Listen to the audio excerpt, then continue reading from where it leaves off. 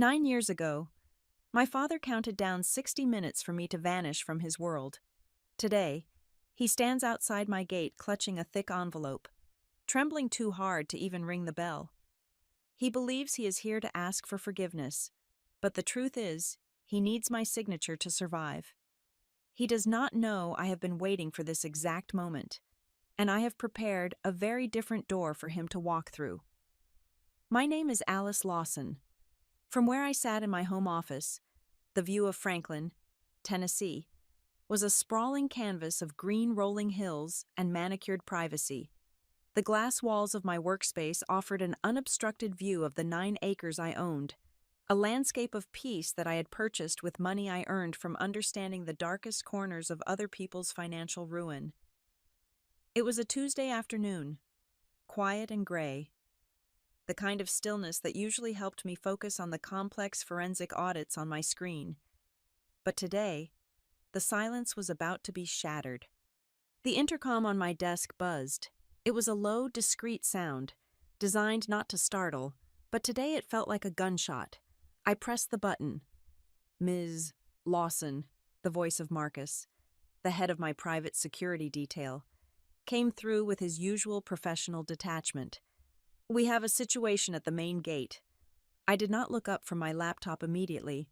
I finished typing a sentence about a hidden offshore account I had tracked for a client in Chicago.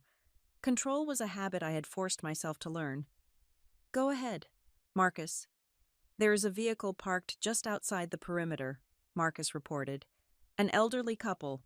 They are identifying themselves as your parents, Richard and Elaine Lawson." My fingers stopped moving on the keyboard. I had known this day would come. I had run the simulations in my head 1,000 times. I had calculated the probabilities based on the decline of the housing market in Pennsylvania and the specific liquidity issues facing regional supply chains. I knew the math, but knowing the math and seeing the equations standing at your front door were two very different things. "Put them on the main monitor," I said. The large screen on the wall to my left flickered to life. The high-definition camera mounted on the stone pillars of my front gate zoomed in with ruthless clarity. There they were, Richard Lawson, my father. The man on the screen was a shadow of the tyrant who had ruled my childhood. He looked thinner, his skin hanging loosely around his jawline, his suit jacket slightly too large for his shoulders. He had always been a man who took immense pride in his appearance, believing that a crisp suit could hide a multitude of sins. Now, he looked like a man who was shrinking. He was clutching a thick manila envelope against his chest with both hands, his knuckles white. I watched him for a long moment. He was trembling. It was not a subtle shake. It was a violent, vibrating tremor that traveled from his hands up to his shoulders. He looked like he was vibrating apart. Behind him stood my mother, Elaine. She was standing 3 steps behind him, just as she always had. It was her permanent position in life. Her coat was buttoned to the chin, and even through the camera feed, I could see the redness around her eyes. She held her purse in front of her like a shield. Her posture slumped in that familiar shape of perpetual apology. She looked terrified. Not of me, I realized, but of him. Or perhaps she was terrified of the silence that had stretched between us for 9 years. "They have been here before, Ms. Lawson," Marcus said, his voice cutting through my observation. I frowned, leaning closer to the screen. "Explain." "They came on Monday and again yesterday," Marcus said. "They park the car. They walk to the intercom. The man reaches out to press the buzzer, but he stops. He stands there for exactly 12 minutes each time, staring at the camera, and then they leave. It looks rehearsed. It looks like they are building up the nerve." I watched my father on the screen. He was staring at the lens now. He knew I was behind it. He knew the technology existed to bridge the gap, but he did not press the button. He was waiting to be invited. He was waiting for the gates to open simply because he had graced them with his presence. He was trembling. Yes, but I knew Richard Lawson. He was not trembling from sorrow. He was trembling from the humiliation of having to ask. I glanced at the Patek Philippe watch on my wrist. It was 2 o'clock in the afternoon. "Do not open the gate," I said. Understood, Marcus replied. Do you want me to disperse them? No, I said. Let them wait. My father had given me 60 minutes to pack my life into garbage bags and leave his house 9 years ago. 60 minutes to erase 18 years of existence. I looked at the time again. Let them wait for 53 minutes, I said. There was a pause on the line. Marcus was a professional. He did not ask questions about the strange specificity of my orders. 53 minutes. Copy that. 53 minutes. It was a number only I understood. It was the exact amount of time I had actually taken that night. I had not used the full hour. I had been too proud, too hurt, and too terrified to linger a second longer than necessary. I had walked out 7 minutes early because I refused to let him see me cry when the clock struck 0. I would give him back exactly the time I had spent scrambling to salvage my dignity. I turned my chair back to the window, but I kept the monitor on. I watched them stand there. My father shifted his weight. The wind was picking up, blowing dead leaves across the driveway, but he did not move. He held that envelope like it contained his soul. The door to my office creaked open. I spun my chair around, my expression softening instantly. Mommy! Hazel stood in the doorway. She was 8 years old, with hair the color of spun gold and eyes that held none of the shadows that haunted mine. She was wearing her favorite dinosaur pajamas, even though it was the middle of the day, because it was a day off and in this house, we made our own rules. Hey, Bug, I said, waving her over. She patted across the rug and leaned against my arm. She looked up at the big screen on the wall. Who are the old people? She asked. My heart hammered against my ribs. It was a simple question, but it carried the weight of a collapsing bridge.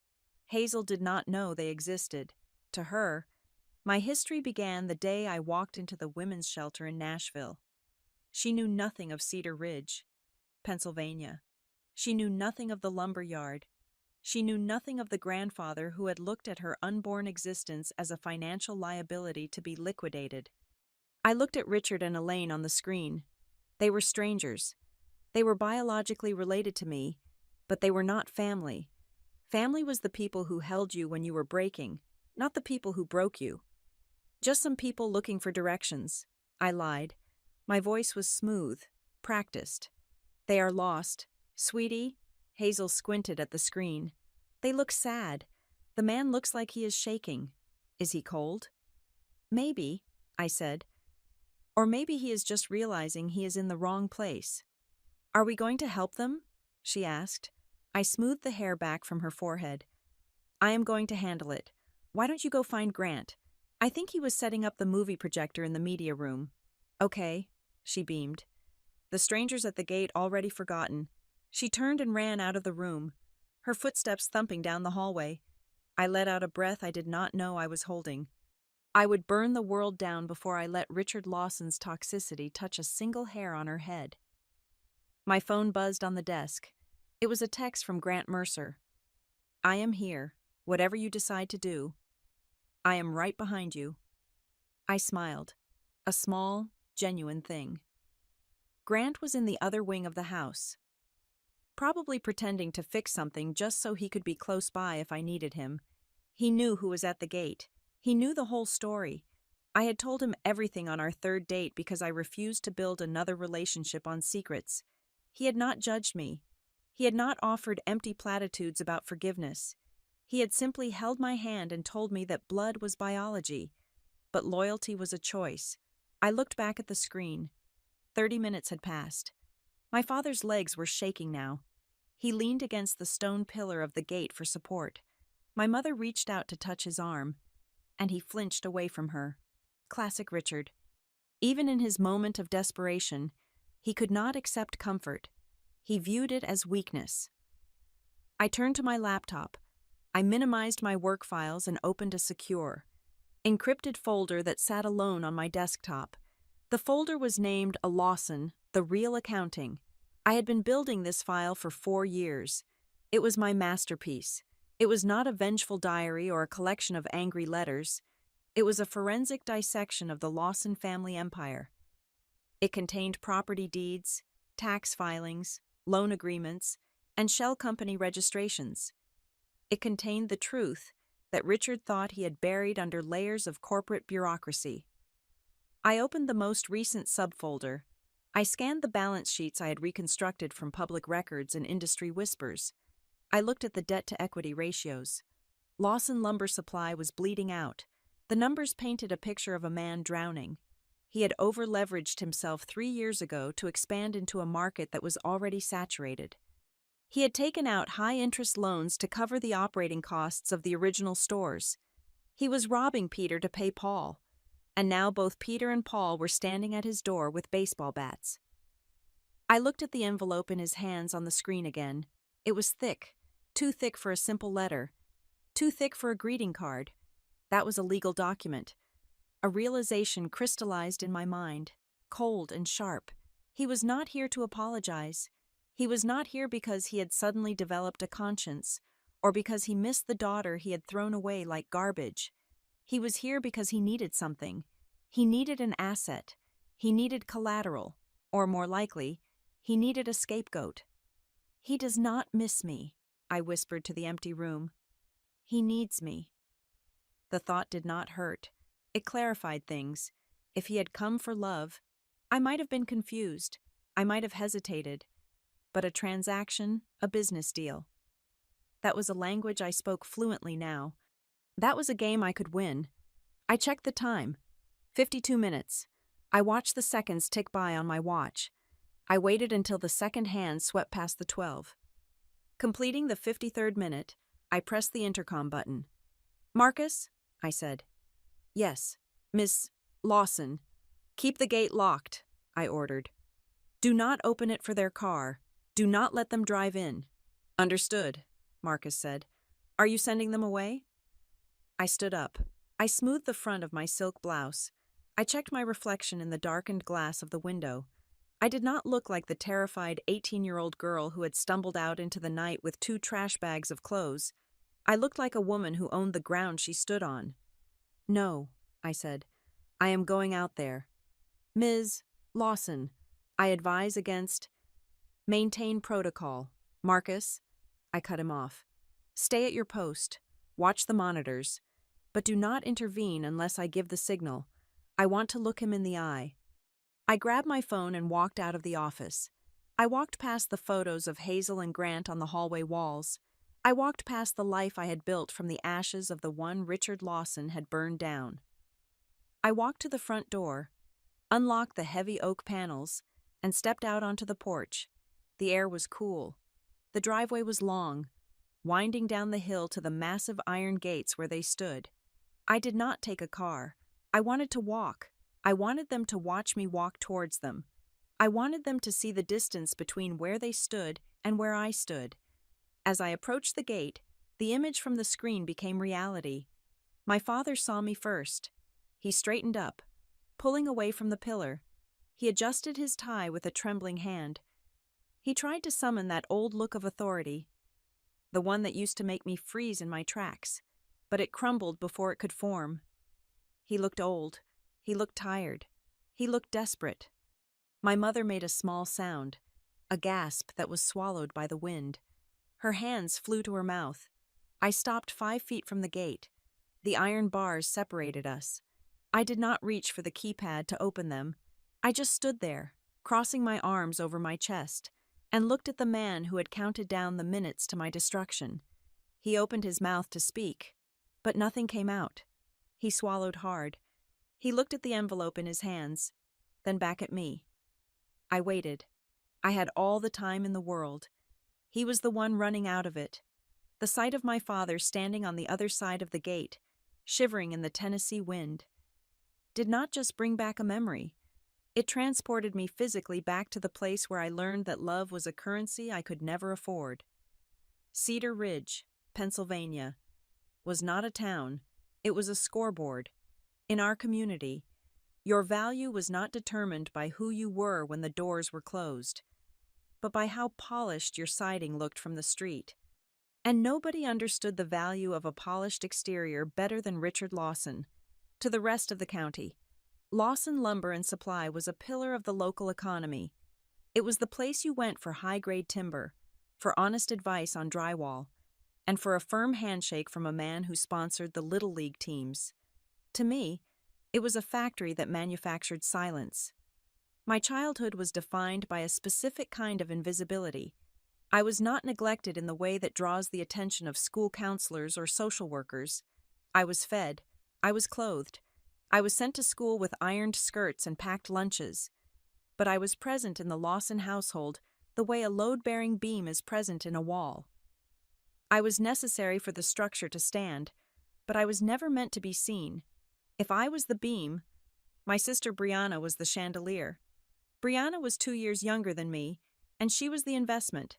She had the smile that Richard liked to show off at the Rotary Club dinners. She had the laugh that charmed suppliers into giving us better payment terms. She was the face of the brand. My father spent thousands of dollars on her dance lessons, her pageant dresses, and her braces, viewing each check not as an expense, but as marketing, when clients came to the house for barbecues. Brianna was paraded out to hand around the iced tea and make polite conversation about her tennis trophies. I was usually in the kitchen, washing the glasses they would drink from, or I was in the back office of the lumber yard, surrounded by the smell of sawdust and stale coffee, entering invoices into the computer system. By the time I was 14, I knew more about the fiscal health of our family than my mother did. Richard did not trust me with his affection, but he trusted me with his grunt work because he knew I was too terrified to make a mistake. I spent my summers not at camp, but in the inventory room, counting boxes of screws and reconciling shipping manifests. I learned to read a profit and loss statement before I learned how to drive. The defining moment of my adolescence happened when I was 15 years old. It was a Tuesday in late August. I had been going through the supplier contracts for the upcoming quarter, cross-referencing them with our bank statements. My father was meticulous about appearances, but his bookkeeping was a chaotic mess of handwritten notes and arrogance. He assumed he was too smart to be cheated. I found a discrepancy. One of our primary lumber distributors had been slowly inflating their shipping fees over the course of 18 months. It was subtle, 0.5% here, 0.25% there. It was the kind of bleed that a busy man looking at the big picture would miss, but a teenage girl desperate for approval would find. I spent 3 nights recalculating the entire history of the account. I built a spreadsheet that proved the overcharge amounted to nearly $22,000. That was enough money to cover the payroll for a month. I remember the feeling of walking into his office that afternoon. My heart was hammering against my ribs like a trapped bird. I held the file folder in my sweating hands, convinced that this was it. This was the moment I would buy my way into his respect.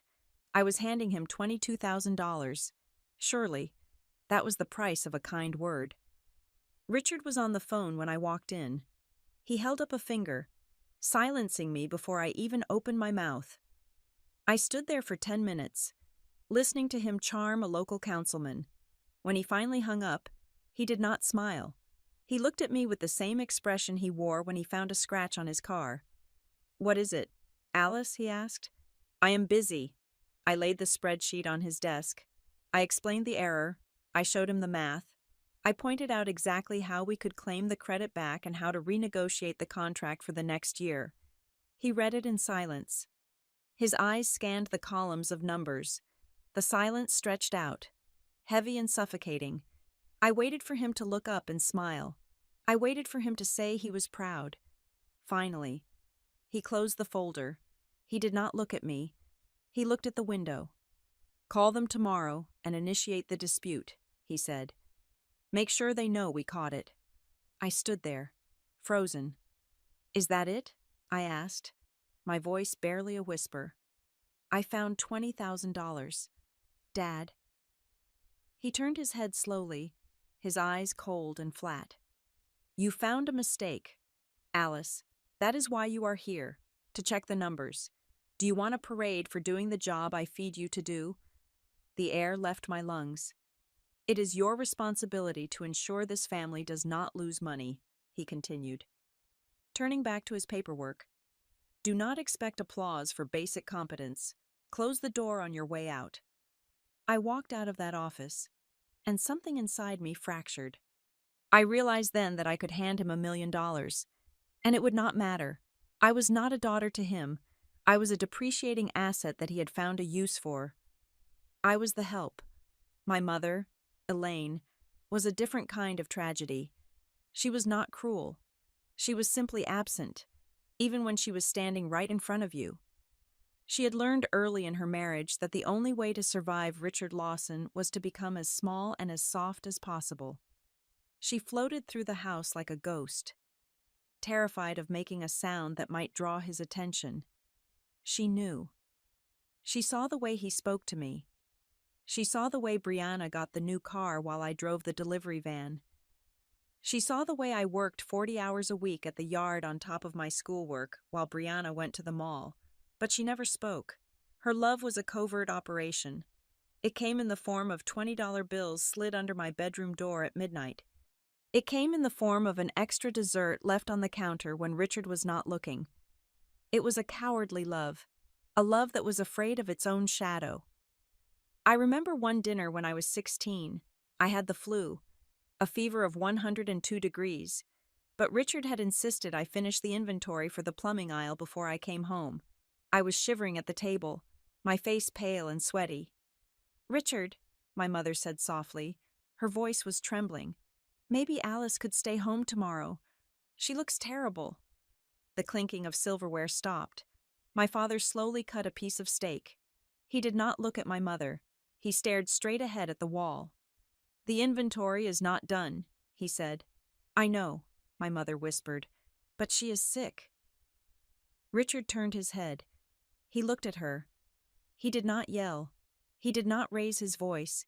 He just looked at her with a gaze so devoid of warmth, so full of contempt, that it felt like he had slapped her. "Do you want to go down there and count PVC pipes, Elaine?" he asked. "Because someone has to do it, and it certainly will not be Brianna. She has her recital, and it certainly will not be me. I have a business to run. So unless you are volunteering, I suggest you eat your dinner." My mother looked down at her plate. She shrank into herself, her shoulders curving inward. "I am sorry," she whispered. She was not apologizing to me. She was apologizing to him for the inconvenience of having an opinion. I finished the inventory the next day. I vomited in the staff bathroom 3 times.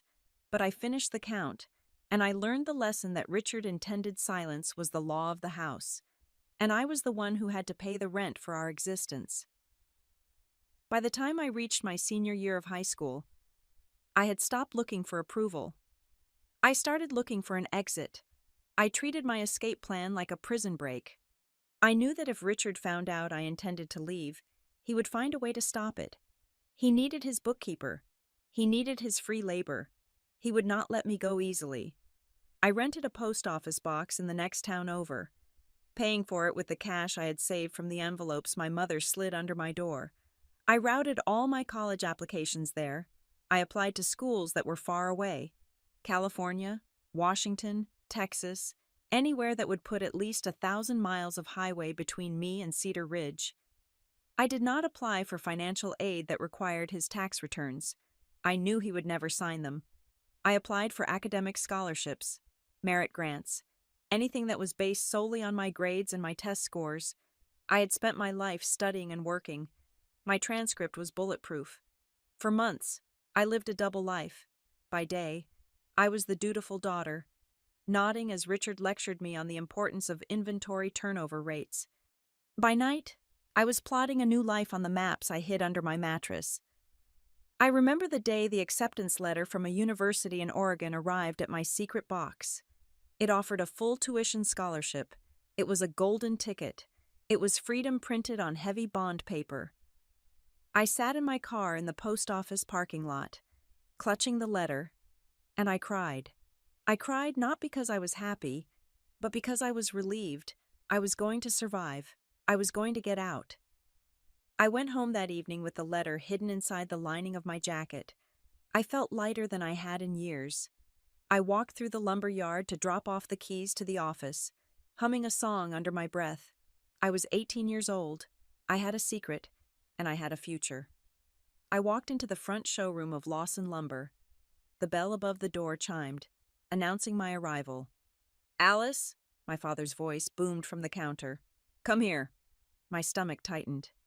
I touched the spot on my jacket where the letter was hidden, reassuring myself it was still there. I walked over to the counter.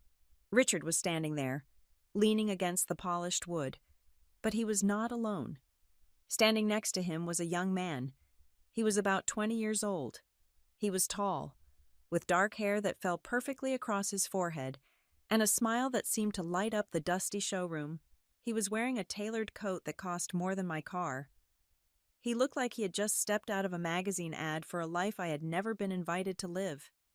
Alice, my father said, and for the first time in my life. There was a strange glint in his eye. It was not affection, it was calculation. I want you to meet someone. This is Mason Hale. His father owns the regional distribution center we are trying to contract with. Mason turned to me. He did not look through me the way my father did. He did not look past me the way the customers did. He looked right at me. His eyes were warm, blue, and attentive. Hello, Alice, he said. He said my name like it mattered. I froze. My hand dropped from my jacket. In that split second, the air in the room changed. I did not know it then, but the trap had just snapped shut. I thought I was looking at a handsome stranger. I did not realize I was looking at the mechanism of my own destruction. Mason is going to be spending some time around here, my father said, a predatory smile touching his lips. I told him you could show him the ropes. You are good at the details, right? Right, I whispered. Mason smiled at me, and for the first time in 18 years, I felt seen. I did not know that being seen was far more dangerous than being invisible. Mason Hale was a masterclass in aggressive charm disguised as gentle curiosity. He did not court me with flowers or grand gestures. He courted me with questions. For the first 2 weeks, he spent shadowing my father at the lumber yard. He barely looked at the inventory. He looked at me. He leaned against the filing cabinets in the back office while I processed invoices. His arms crossed, his blue eyes tracking my fingers as they flew across the number pad. He asked me what I was reading. He asked me why I chose to organize the shipping manifests by date rather than by vendor. He asked me what I wanted to be when I finally got out of Cedar Ridge. Nobody had ever asked me that. To my father. I was a fixed point, a piece of office equipment that would never move. To my mother. I was a shared secret of unhappiness. But to Mason, I was a mystery waiting to be solved. He made me feel like a protagonist in my own life for the first time. He had a way of saying my name that felt like a secret handshake. When Richard barked Alice from across the warehouse, it sounded like a command to a dog. When Mason said it, he lowered his voice just a fraction, softening the vowels. He made my name sound like something precious that he was afraid to break. Our first real conversation happened in the loading bay. It was raining, a cold Pennsylvania drizzle that turned the sawdust into gray slush. My father had gone to a lunch meeting with the zoning board, leaving me to supervise a delivery of treated pine. Mason found me standing by the open bay doors, shivering in my thin jacket. "You are cold," he said. It was not a question. Before I could answer, he took off his cashmere coat and draped it over my shoulders. It was warm and smelled of cedar and expensive cologne. It was heavy, a physical weight of luxury that I was not used to carrying. "My father would not like that," I said, pulling the coat tighter around myself despite the fear. "He says the staff should not get comfortable." Mason stepped closer. He was close enough that I could see the gold flecks in his eyes. "I do not care what your father thinks," he said softly. "I am not interested in the lumber. Alice, I am interested in the girl who runs the place." My heart did not just skip a beat. It performed a treasonous leap of faith. We started meeting 2 days later. It was never in public. Mason was very clear about the rules, and because I had spent 18 years following rules that made no sense, I accepted his without question. "My father is Conrad Hale," he explained to me as we sat in his car, parked deep in the woods behind the old quarry.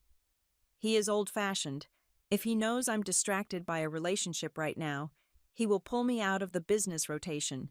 He wants me focused on the merger. He reached across the center console and took my hand. His thumb traced the calluses on my palm, earned from years of moving boxes. "We have to keep this just between us for a while," he said. "Can you do that for me, Alice? Just until I secure my position." I nodded. To me, being hidden was not an insult. It was my natural state. In fact, it felt safer. If nobody knew, nobody could ruin it. If Richard did not know, he could not mock it. If my mother did not know, she could not worry it away. I fell in love with him in the dark. I fell in love with the way he listened to me talk about my acceptance letter to the university in Oregon. I told him about my plan to escape, about the scholarship, about the years of skimming joy from the margins of my life. He did not laugh. He squeezed my hand. "You are going to do great things, Alice," he told me. "You are smarter than all of them combined." I began to rewrite my future in my head, in my original plan. I went to Oregon alone, in the new version. Mason came to visit. Maybe he transferred. Maybe we built a life where I was not the invisible bookkeeper and he was not the heir to an empire he did not want. I started to believe that I had finally found the one person who saw the real value in me. But the problem with living in the dark is that you lose your ability to judge distance. You cannot tell how far away the cliff edge really is. The first crack in the illusion appeared a month later. There was a charity gala at the Cedar Ridge Country Club. It was the biggest event of the season. A fundraiser for the local hospital. My father, naturally, bought a table. He forced Brianna to go with him, dressed in a gown that cost more than my entire wardrobe. I was told to stay home and finish the quarterly tax filings. But at the last minute, Richard called me. He had forgotten a file folder with the donation pledge forms. He needed me to drive it over immediately. I arrived at the club in my work clothes, khaki pants, and a polo shirt with the Lawson Lumber logo embroidered on the chest. The valet looked at my rusted sedan with disdain, but I ignored him. I just needed to drop off the folder. I walked into the ballroom, feeling the familiar wave of invisibility wash over me. The room was a sea of black tuxedos and glittering dresses. I spotted my father near the bar, holding court, and then I saw Mason. He was standing near the orchestra pit. He looked devastatingly handsome in a tuxedo that fit him like a second skin. He was laughing, his head thrown back, a glass of champagne in one hand. He was not alone. Standing next to him, with her hand resting possessively on his forearm, was Sienna Crowley. I knew who she was. Everyone knew Sienna. Her family owned the largest construction firm in 3 counties. She was beautiful in a way that felt aggressive, perfect hair, perfect skin, a red dress that was cut to draw blood. She looked like she had been manufactured in the same luxury factory as Mason. I watched them. I waited for Mason to step away. I waited for him to look bored. But he did not. He leaned down and whispered something in her ear. And she laughed. A tinkling, confident sound that cut through the noise of the room. He looked at her with the same intensity he used when he looked at me in the dark of his car. For a moment, the room spun. It was as if I was watching a play where the actors had switched roles, and I was the only one who had not received the new script. I dropped the folder at the reception desk and ran. The next day at the store, I was a wreck. I was stocking shelves in aisle 4. My hands shaking so badly, I dropped a box of nails. "You saw them, didn't you?" I spun around. Marla was standing at the end of the aisle. Marla had worked at Lawson Lumber for 20 years. She was a woman made of leather and cigarette smoke, with eyes that had seen every petty cruelty my father had ever committed. She was the only person in the store who ever spoke to me like I was an adult. "I do not know what you mean," I stammered, kneeling down to pick up the nails. Marla walked over. She did not help me pick up the nails. She just stood over me, her arms crossed. "The Hale boy," she said. Her voice was like gravel. "I saw you looking at him when he was here last week. I saw the way you look at the door every time the bell rings." I kept my head down, my face burning. "He is different," I whispered. "He listens to me. Marla let out a short, sharp laugh. It was a sound devoid of humor. "Honey," she said, crouching down so she was eye level with me, "the Hales do not fall in love. They do not have hearts. They have portfolios. They sign contracts. They acquire assets." "You are wrong," I said, a defensive heat rising in my chest. "He hates his father's business. He told me—" Marla looked at me with a pity that was worse than my father's indifference. "He told you what you needed to hear to open the gate for him," she said. "Men like that are hunters. They know that a starving dog will eat anything you throw at it. Do not mistake bait for a meal." "Alice," I stood up, clutching the box of nails to my chest. "I have work to do." "Marla." I walked away from her. I told myself she was bitter. I told myself she was old and lonely and could not understand the connection Mason and I shared. I told myself that what I saw in the ballroom was just politics. Just Mason playing the role his father demanded of him. I was starving, and Marla was right. When you are starving, you will swallow poison if it is served on a warm plate. 3 weeks later, the reality of my situation became physical. I was late. I had never been late in my life. My cycle was as precise as my bookkeeping. But 5 days passed, then 7, then 10. I bought the test from a pharmacy 3 towns over, wearing a hood and sunglasses. I took it in the bathroom of the gas station because I was too terrified to bring the evidence into my father's house. 2 pink lines. I sat on the dirty tile floor of that gas station bathroom and stared at the plastic stick. Terror and joy fought a war in my stomach. I was pregnant. I was 18. I had a scholarship to Oregon, and I was pregnant by the son of the wealthiest man in the county. It was a disaster. And yet, a small, foolish part of me thought, this is it.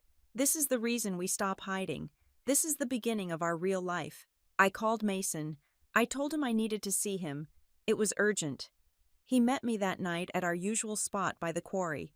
It was darker than usual, the moon obscured by heavy clouds. I got into his car, the leather cold against my legs. I did not waste time. I could not. The secret was too big to hold. "I am pregnant," I said. The silence that followed was thick enough to choke on. Mason stared out the windshield. He did not look at me. His hands were gripping the steering wheel, his knuckles white. Then he turned, and he smiled. It was the perfect smile. It was the smile of the boy who had put his coat around my shoulders. He reached out and pulled me into a hug. I buried my face in his neck, sobbing with relief. "It is okay," he whispered, stroking my hair. "It is going to be okay. Alice, I will handle it. We will be fine. Just give me a little time to figure out the logistics with my dad. But do not worry. I have got you." He said all the right things. They were sentences that could have been lifted straight from a romance novel. "I will take care of you. We are in this together." I went home that night and slept for the first time in weeks. I believed him. I believed him because I had no other choice. 2 weeks passed. Mason went silent. He did not answer my texts. He did not come to the store. When I called, it went straight to voicemail. Panic began to set in, a cold rot in my gut. Finally, he agreed to meet me, but not at the quarry. He told me to meet him in the back parking lot of a diner on the edge of town, a public place, but a transitory one. I arrived first. When his car pulled in, he did not park next to me. He parked 2 spots away. I got out and walked over to his window. He rolled it down halfway. He did not unlock the door. "Mason," I asked, "what is going on? I have been so worried." He looked at me, and the boy I loved was gone. In his place sat a stranger wearing his face. His eyes were cold, flat, and devoid of recognition. "I cannot do this." "Alice," he said. His voice was brisk, businesslike. "Do what?" I asked, my hand instinctively going to my stomach. "The baby. You said you would handle it. You said—" "I am engaged." He interrupted. The words hit me like a physical blow. I took a step back. "What?" "I am engaged to Sienna Crowley," he said. "The announcement is going to the papers on Monday. It has been in the works for 6 months. It is a merger. Alice, our families are combining assets. 6 months, I whispered. But we have been together for 3. He looked impatient. He checked his watch. We were having fun. Alice, he said. It was not this. He gestured vaguely at me, as if I were a smudge on his schedule. I am pregnant with your child, I said, my voice rising. This is not fun. This is a life, he sighed. He reached into his pocket and pulled out an envelope. He held it out the window. There is $5,000 in there, he said. That is more than enough to go to a clinic in the city and take care of the problem. You are smart. You have that scholarship. Do not throw your life away over a mistake. I stared at the envelope. I did not take it. A mistake, I choked out. You told me you loved me. He laughed. It was a dry, hollow sound. I never said that, he said. You heard what you wanted to hear. He started to roll up the window. Mason, I screamed, grabbing the glass. You cannot just leave. What am I supposed to do? He stopped the window. He leaned closer, and his face twisted into something ugly. Here is what you are going to do, he hissed. You are going to take care of it. And you are going to keep your mouth shut. My father cannot know about this. It would complicate the merger. He paused, and his eyes narrowed. And your father, he added, his voice dropping to a whisper that chilled my blood. He definitely should not know. You know how Richard is. If he finds out you ruined his relationship with the Hales, well, I do not think you want to find out what he would do. He was using my abuser as a threat. He knew exactly what my life was like, and he was weaponizing it against me. Take the money, Alice, he said, and disappear. He tossed the envelope onto the wet pavement at my feet. The window rolled up, the engine revved, and Mason Hale, the boy I thought was my savior, drove away, leaving me standing in the dark with $5,000 in the mud and a heart that had just turned into stone. The dining room in our house was not designed for eating. It was designed for silence. The table was a long slab of polished mahogany that seemed to stretch for miles, separating my father at the head from my mother and me on the sides. Brianna was out with friends, celebrating her new role as the vice president of the student council, a position my father had essentially purchased for her through donations to the school board. It was 7 o'clock on a Tuesday. The only sounds were the scraping of silver forks against porcelain plates and the rhythmic ticking of the grandfather clock in the hall. I looked at the pot roast on my plate. It looked gray and tasteless. My stomach churned, a physical reminder of the secret that was currently rewriting my cellular structure. I knew I could not keep it inside anymore. Mason had made it clear that I was on my own. Marla had warned me. My body was changing. The clock was ticking, and for once, I was not the one watching it. I placed my fork down. The clatter was loud in the quiet room. I have something to say, I said. My voice did not shake. It was flat. I had spent 18 years learning to hide my fear, and I used every ounce of that training now. My mother looked up, her eyes wide with immediate anxiety. She sensed a shift in the atmospheric pressure. She looked at Richard, then at me, silently begging me not to rock the boat. Richard did not look up. He continued to cut his meat. Make it quick, Alice. I have a call with the suppliers in 20 minutes. I took a breath.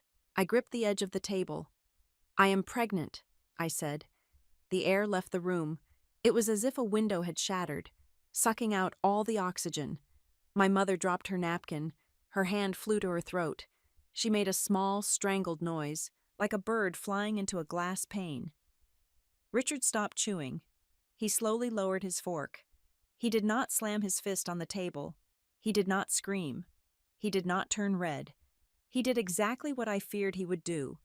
He became very, very still. He turned his head slowly to look at me. His eyes were not filled with the rage of a disappointed father. They were filled with the cold calculation of an auditor finding a discrepancy in the ledger. He did not ask if I was okay. He did not ask how far along I was. He did not ask what I wanted to do. "Whose is it?" he asked. The question hung in the air, clinical and brutal. I looked him in the eye. Mason Hale. For a second, I saw a flicker of something in his face. Shock, certainly. But then, almost instantly, the shock transmuted into something else. His eyes narrowed. His mind was working, the gears grinding not on morality, but on opportunity.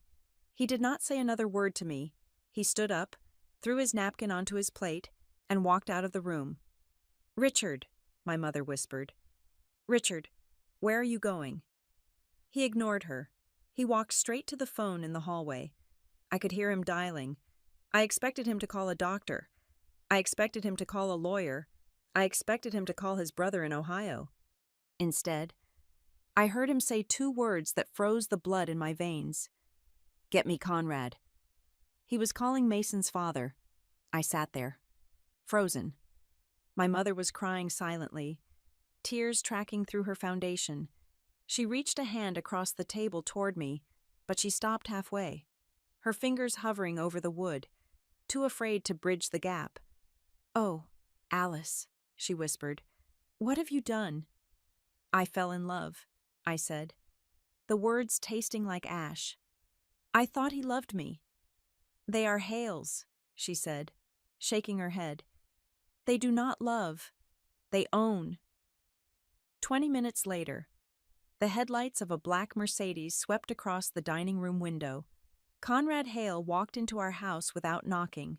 He was a man who moved with the heavy gravity of absolute power. He was taller than my father, broader, with silver hair and eyes that looked like chips of ice. He wore a suit that probably cost more than the annual salary of everyone working in my father's lumber yard combined. He walked into the dining room. Richard followed him, looking like a nervous middle manager. Conrad did not look at my mother. He did not introduce himself. He stopped at the end of the table and looked at me. He did not look at my face. He looked at my stomach. It was a look of assessment. It was the way a rancher looks at livestock. It was the way a developer looks at a plot of land that has a zoning issue. I was not a person to him. I was a complication. I was a liability on a balance sheet that needed to be balanced before a merger. "Is she sure?" Conrad asked. He was speaking to Richard, not me. "She says she is," Richard replied. "And Alice does not lie about numbers. If she says she is pregnant, she is pregnant." Conrad nodded once. He pulled out a chair and sat down. Not because he was invited, but because he decided to. He placed a gold pen on the table. "Mason is marrying the Crowley girl," Conrad said. His voice was a low rumble. "The announcement is next week." "This cannot get out. It would compromise the integrity of the merger. It would give the Crowley family leverage to renegotiate the terms of the land transfer." "I understand," Richard said. He was standing, his hands clasped behind his back. He looked submissive. "I want to resolve this as much as you do. Conrad, we have a reputation to uphold." "We do," Conrad said. "But mostly, I do." Conrad finally looked at me. His eyes were empty. "How much?" he asked. I blinked. "Excuse me." "To make it go away," Conrad said. "To make you go away. How much?" "I am not for sale," I said, my voice trembling. "This is your grandchild." Conrad laughed. It was a short, sharp bark. "This is a biological error. Do not confuse DNA with legacy. Legacy is what we build. This is just a mess." He turned back to Richard. And then, the real conversation began. The conversation that would haunt me for the next 9 years. "You are currently carrying a significant debt with my distribution center." "Richard," Conrad said. He tapped his finger on the mahogany table. $85,000. You are 60 days past due. I was planning to cut off your supply next week. I was planning to call in the note." Richard paled. "The market has been slow. The housing starts are down. I just need a little more time." "I can give you more than time," Conrad said. "I can give you a clean slate." The room went silent. I looked at my father. I saw the greed bloom in his eyes, overcoming the fear, overcoming any trace of paternal instinct. "If the girl disappears," Conrad said, his voice lowering to a conspiratorial whisper, "if she leaves tonight, if she never speaks Mason's name again, if this child is never linked to the Hale family record, I will wipe the $85,000 debt. Consider it paid in full." Richard licked his lips. He was calculating. He was winning. "And the distribution rights?" Richard asked. "The exclusive rights for the Tri-County area. You promised them to Miller, but if I am handling this, problem for you." I stared at him. I could not breathe. He was negotiating. He was not defending me. He was not angry that his daughter had been used and discarded. He was using me as a bargaining chip to get a better deal on lumber distribution. Conrad smiled. It was a shark's smile. "Fine, you get the exclusive rights. But she leaves now, tonight, and she signs a non-disclosure agreement before she steps off the property." "Done," Richard said. The word was like a guillotine blade dropping. Richard turned to me. The mask of the father was gone completely. He was just a businessman closing a deal. "You heard the man," Richard said. "You have become a problem, Alice, but at least now you are a profitable one." "Dad," I whispered, "you cannot do this." "I just did," he said. He looked at his watch. "You have 1 hour." "Where am I supposed to go?" I asked, tears finally spilling over. "I am 18. I have nowhere." "That is not my concern," Richard said. "You are smart. Figure it out. But you are not staying here. I am not having a pregnant teenager ruining the image of this family while I am trying to expand the business." He pointed to the door. "And Alice," he added, his voice dropping to a jagged edge, "do not use the suitcases. The luggage set belongs to the house. It is family property. You can take what you can carry in trash bags." I looked at my mother. She was staring at her plate, her hands gripping the tablecloth so hard her knuckles were blue. She did not look up. She did not say a word. She let it happen. I stood up. My legs felt like lead. I walked out of the dining room, past Conrad Hale, who did not even glance at me as I left. He was already discussing shipping schedules with my father. I went to my room. I did not cry. I went into a state of shock. I pulled 2 black trash bags from the bottom of my closet. I began to pack. I packed my clothes. I packed my acceptance letter to the university in Oregon. Even though I knew that dream was dying tonight, I packed my journals. I packed the few books that were mine. I moved robotically, stuffing my life into black plastic. 1 hour. 53 minutes later, I was walking down the hallway. I had 2 heavy bags over my shoulders. I felt like a refugee in my own home. Brianna was standing in the doorway of her bedroom. She was leaning against the frame, watching me. She was wearing her pajamas, looking comfortable and safe. She did not look sad. She looked satisfied. "I always knew you would mess up eventually," she said softly. Her lips curved into a small, cruel smile. "You always tried so hard to be perfect, Alice, but you should have known your position from the start. You are the help, and the help gets fired when they steal from the company." "I did not steal anything," I said. "You stole Mason's time," she said, "and now you are paying for it. Have a nice life, Alice." She closed her door in my face. I walked down the stairs. The house was silent. Richard and Conrad were in the study, likely drinking scotch to celebrate their deal. I reached the front door. My hand was on the knob when I heard a rustle behind me. "Alice?" It was my mother. She was standing in the shadows of the hallway, wearing her bathrobe. She looked small and broken. She hurried over to me. She looked toward the study door, terrified that Richard might come out. "Take this," she whispered. She shoved a wad of cash into my hand. It felt warm. "It is all I have in the house," she said. "It is about $400. Please, Alice, just go, before he changes his mind and calls the police." I looked at the money. Then I looked at her. "You are letting him do this," I said. "You are my mother, and you are letting him sell me for lumber." "I have to live here," she whispered, tears streaming down her face. "I have to survive him. Alice, you can leave. You are free. I am not." "This is not freedom," I said. "This is exile. Please," she sobbed softly. "Just go." I took the money, not because I forgave her, but because I needed it. I was practical. I was Richard Lawson's daughter. After all, I knew the value of $1. I opened the front door and stepped out into the night. The air was cold. It smelled of rain and pine needles. I walked to my car, an old Honda that I had bought with my own wages. It was the only thing in my life that truly belonged to me. I threw the trash bags into the back seat. I got into the driver's seat. I put the key in the ignition. I looked back at the house. The lights were on in the study. I could see the silhouettes of my father and Conrad Hale. They were shaking hands. I did not scream. I did not honk the horn.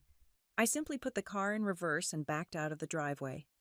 I drove down the winding road of Cedar Ridge, leaving behind the only life I had ever known. I was 18 years old. I was pregnant. I had $400 in my pocket and my belongings in trash bags. My future had been ripped in half, sold to balance a ledger. But as I hit the highway, a strange, cold clarity settled over me. They thought they had disposed of me. They thought I was trash to be taken out. But trash does not remember.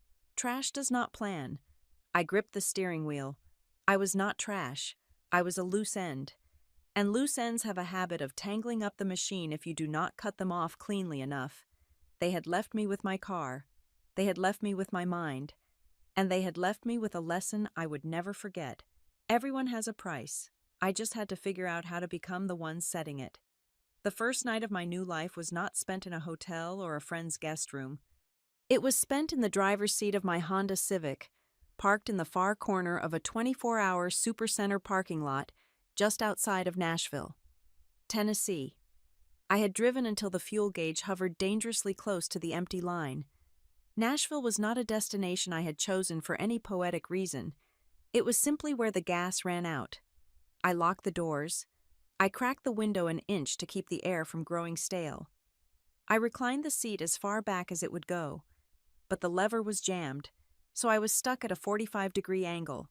I pulled my legs up to my chest, trying to protect the small, silent life growing inside me. The plastic trash bags filled with my clothes were piled on the passenger seat and the floorboard, rustling every time I moved. They looked like giant black beetles in the orange glow of the parking lot streetlights. I was not afraid that my father would come after me. I knew Richard Lawson better than anyone. He had made his deal. He had balanced his ledger. To him, I was a closed account. The fear that gripped me was far more primal. It was the terrifying vastness of the world when you have no tether to it. I was 18 years old. I had $400 in my pocket. I had no address. I had no references. I had no one. I was a ghost haunting a parking lot. I drifted into a fitful sleep, waking up every time a car door slammed or a shopping cart rattled over the asphalt. Around 3 in the morning, a sharp tap on my window made me jump so hard I hit my knee against the steering column. I looked out. A security guard was standing there. He was an older man, his face weathered like an old map, holding a flashlight that was pointed politely at the ground rather than in my eyes. I rolled down the window, my heart hammering. I prepared my speech. I was just leaving. I was sorry.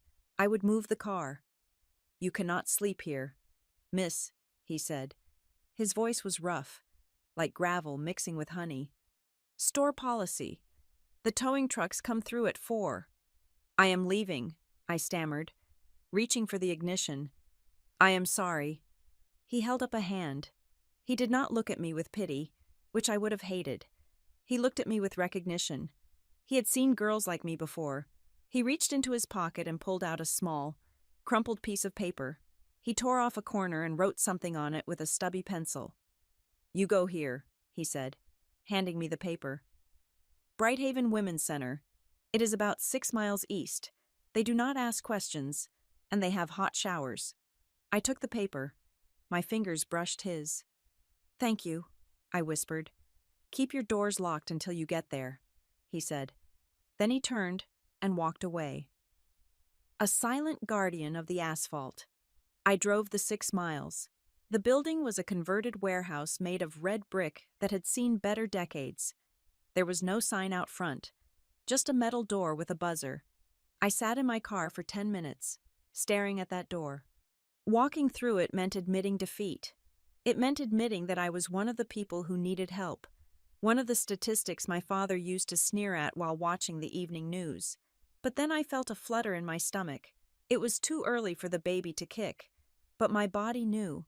I was not just keeping myself alive anymore. I got out of the car. I pressed the buzzer. The woman who opened the door was named Rowena Brooks. She was not the soft, grandmotherly figure I had expected. She was tall, with skin the color of deep mahogany and eyes that could cut glass. She wore a sharp blazer over a t-shirt, and she held a clipboard like a weapon. She looked me up and down, taking in the wrinkled clothes, the exhaustion, and the slight swell of my abdomen. "ID?" she asked. I handed her my driver's license. She checked it against a list. "You are not from around here, Alice Lawson." "No, ma'am," I said. "You running from the law?" "No." "You running from a man?" "Sort of," I said, "but not the kind who chases you, the kind who throws you out." She nodded. It was a subtle movement, but the tension in her shoulders dropped a fraction. She stepped back and held the door open. "Come in," she said. "We have rules here. You break them. You leave. You keep them. You stay. It is that simple." She led me into a small office that smelled of coffee and lemon cleaner. She sat behind a desk that was organized with military precision.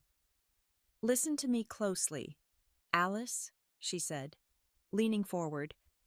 "This place is a pause, not a stop. You have two choices in this life, especially in your condition. You can sit here and wait for someone to come save you, or you can save yourself." She let that hang in the air. "Nobody is coming to save me," I said. The truth of it tasted metallic. "Good," Rowena said. "That makes my job easier. Hope is a fine thing, but strategy is better. We have a bed for you in room B, lower bunk." That night, I slept on a thin mattress in a room with 12 other women. The air was thick with the sound of breathing and the occasional sob, but for the first time in weeks, I did not feel like prey. I felt safe. I felt like I was in a bunker. The next morning, I was in the communal bathroom, splashing cold water on my face. I realized with a jolt that I had left my toiletries in the bathroom at home. I did not even have a toothbrush. A woman next to me was braiding her hair. Her name was Keisha. She was perhaps 30 years old, with scars on her arms that she did not try to hide. She saw me staring at my reflection, at the mossy feeling on my teeth. Without a word, she reached into her shower caddy. She pulled out a brand new toothbrush, still in the plastic wrapper. "Here," she said, tossing it to me. I caught it. "I cannot pay you for this. I have to save my cash." "I did not ask for money," Keisha said. "Someone gave me one when I walked in here 6 months ago. The rule is simple. When you get back on your feet and you see someone new standing where you are standing now, you give them what they need. You pass it on."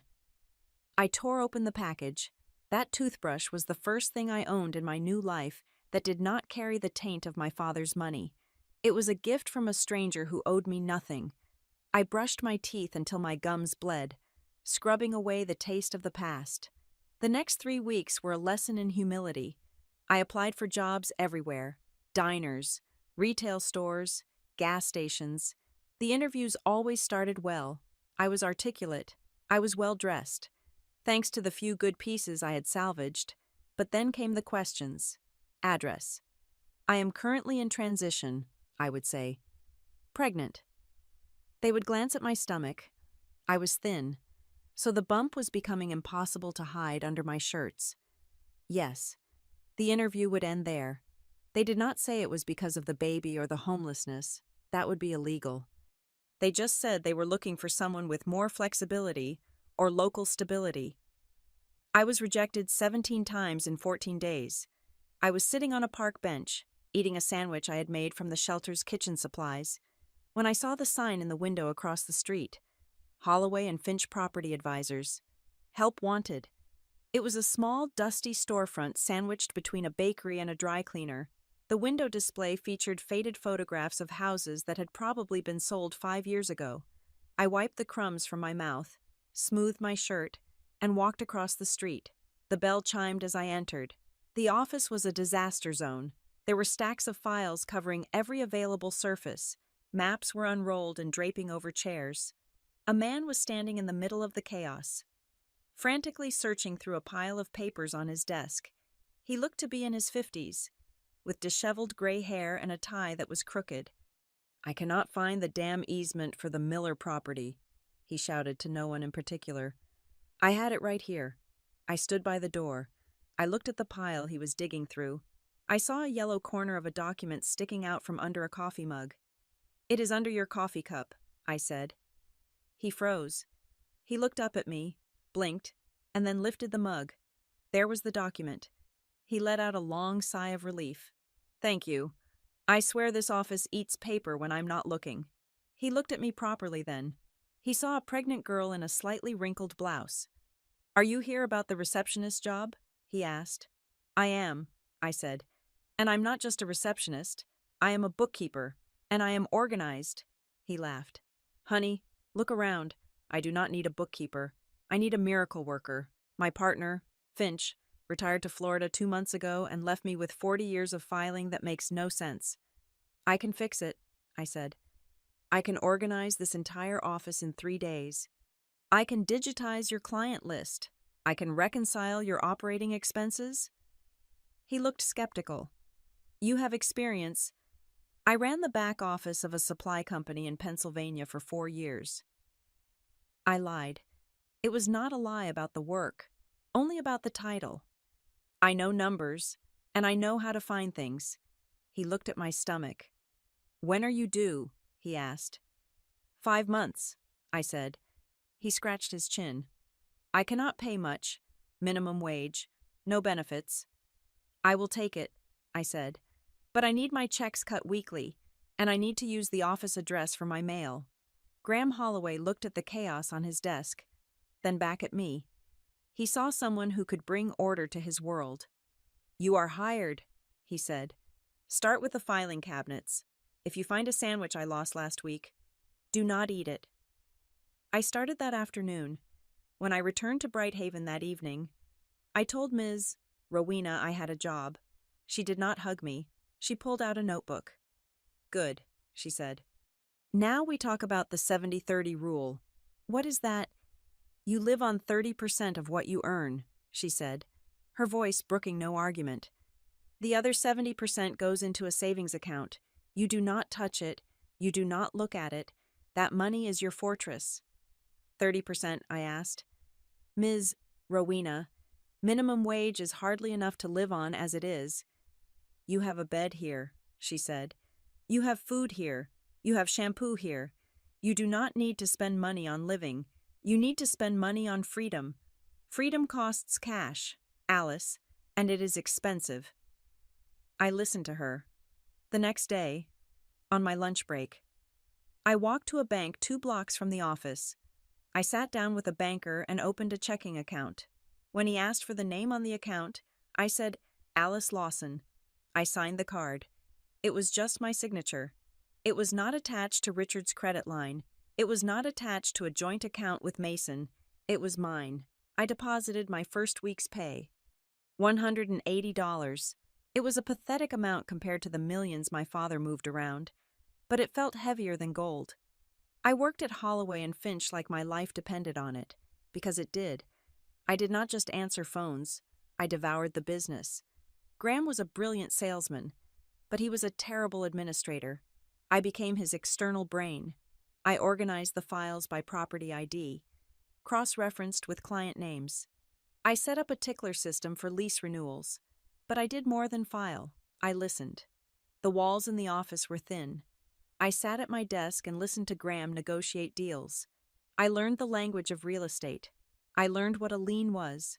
I learned about quiet titles. I learned about shell companies and how people use them to hide ownership. I learned about distress sales and how banks offloaded toxic assets for pennies on the dollar. At night, in the dim light of the shelter dormitory, while other women slept or watched television. I borrowed textbooks from the public library, Principles of Real Estate Law, Forensic Accounting for Beginners, Corporate Structuring and Liability. My eyes would burn. My back would ache from the pregnancy, but I kept reading. I was not reading to get rich. I did not care about luxury cars or mansions. I had seen what those things did to people. I was reading to build armor. I was learning the mechanics of the system that had crushed me so that I could one day take the controls. I realized something during those long nights. My father and Conrad Hale were not wizards. They were not gods. They were just men who knew how to manipulate paper. They knew how to move liability from one column to another. They knew how to bury the truth in footnotes. If paper was their weapon, then I would become a master swordsman. One afternoon, 3 months into the job, Graham dropped a thick file on my desk. "Take a look at this," he said. "Commercial property downtown. The owner wants to sell fast. Looks like a steal." I opened the file. I scanned the rent rolls. I looked at the operating expenses. My finger paused on a line item for maintenance costs. "It is not a steal," I said without looking up. "It is a trap." Graham stopped. "What?" "Look at the HVAC repair costs for the last 3 years," I said, pointing to the numbers. "They are rising by 40% annually. And look at the tenant turnover. 3 major tenants left in the last 18 months. This building has a structural problem. Graham? Probably mold or a failing foundation. The owner is trying to dump it before the major systems fail completely." Graham leaned over my shoulder. He looked at the numbers I was pointing to. He went quiet. I did not see that," he muttered. "That is why you hired me," I said. "I see the cracks." He looked at me with a new kind of respect. It was not the predatory look of my father or the dismissive look of Mason. It was the look of a professional recognizing a peer. "You are too good to be a receptionist, Alice," he said. "I know," I replied. "But for now, I just need the paycheck." I went back to my typing. I had 70% of my check to deposit, and I had a baby coming in 2 months. I did not have time for praise. I had a fortress to build, brick by single brick. Graham Holloway did not hand me a promotion. He handed me his skepticism. After the incident with the HVAC costs, the dynamic in the office shifted. I was no longer just the girl who answered the phone and made the coffee. I became the second set of eyes on every piece of paper that crossed his desk. Graham tested me relentlessly. He would drop a stack of lease agreements on my desk at 4 in the afternoon and ask for a summary of potential liabilities by 5. He would hand me a contractor's invoice and ask me to find the padding. I did not complain. I did not ask for overtime. I treated every file like a puzzle that needed to be solved. I found a clause in a commercial lease that would have held our client responsible for roof repairs that should have been the landlord's duty. I found a duplicate billing cycle in a utility audit that saved a property owner $3,000. I worked fast, and I worked clean. I did not gloat when I found an error. I simply circled it in red ink and placed the file back on Graham's desk. To me, these were not victories. They were exercises in survival. Then, life interrupted the work. Hazel arrived on a rainy Tuesday in November. There was no pacing father in the waiting room. There were no grandparents bearing gifts and balloons. There was only the sterile hum of the county hospital and the grip of Ms. Rowena's hand. Labor was a brutal, honest pain. It was not the manipulative, psychological pain I had endured in Cedar Ridge. It was a pain with a purpose. When the doctor placed Hazel on my chest, I felt a shift in the tectonic plates of my soul. She was small, slippery, and furious, screaming at the cold air of the world. I looked at her dark hair and her scrunched-up face, and I felt a terrifying surge of love. It was not the soft, passive love my mother had shown me. It was a fierce, defensive love. I looked at her and made a silent promise. "You will never be a line item. You will never be a bargaining chip. You are the only thing in this world that is truly mine." Ms. Rowena stayed for 2 hours. Keisha, from the shelter. took a bus across town to bring me a pair of warm socks and a bag of hard candies. These women, who had nothing, gave me everything. They taught me that family is not defined by blood, but by who shows up when you are bleeding. I was back at work 6 weeks later. I could not afford to stay away longer. I found a daycare that accepted state vouchers, and I dropped Hazel off every morning with a heavy heart, but I drove to the office with a sharpened mind. I was not just working for myself anymore, I was working for her. Graham moved my desk. He took me out of the reception area and put me in the back. In a small cubicle next to his office, he changed my title to junior analyst. It came with $1 an hour raise. It was not much, but it was progress. The real test came 3 months after I returned. We were representing a developer from Atlanta who was looking to buy a strip mall in Franklin. It looked like a perfect deal. The location was prime, right off the highway. The anchor tenant was a national grocery chain with a 20-year lease. The numbers on the pro forma statement were beautiful. The cap rate was sitting at a healthy 8%. Graham was excited. The commission on this deal would keep the lights on for 6 months. He was ready to advise the client to close. I took the files home over the weekend. I put Hazel to sleep in her crib, and I spread the documents out on my small kitchen table. I brewed a pot of cheap coffee and started digging. I looked at the rent rolls. Then I looked at the bank deposits. They matched, but something felt wrong. I started looking at the operating expenses again. I pulled the maintenance records. I pulled the utility bills, and then I saw it. The vacancy rate was listed at 5%, but the water usage for the complex had dropped by 40% in the last 6 months. You do not lose 40% of your water usage if your building is full. I dug deeper. I found that 3 of the tenants listed on the rent roll were actually shell companies registered to the same P.O. box in Memphis. The owner of the strip mall was paying rent to himself to artificially inflate the occupancy rate. He was pumping money in one side to make the building look profitable so he could sell it at a premium. Monday morning, I walked into Graham's office. He was on the phone with the client, telling him the papers were ready. "Hang up," I said. Graham looked at me, startled.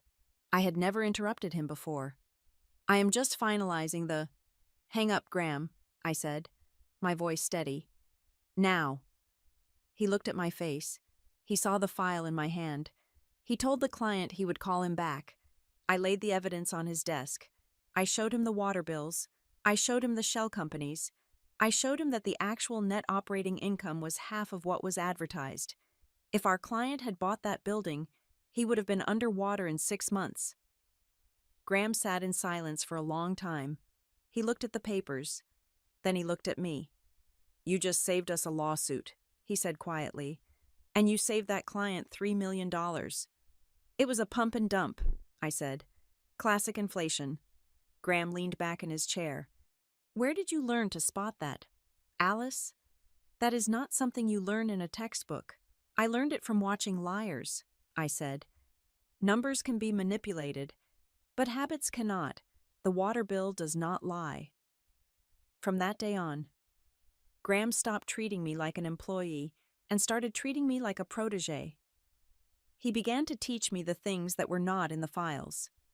"Watch the hands, Alice," he told me during a meeting with a nervous seller. "If they touch their face when they answer a question about the foundation, check the basement."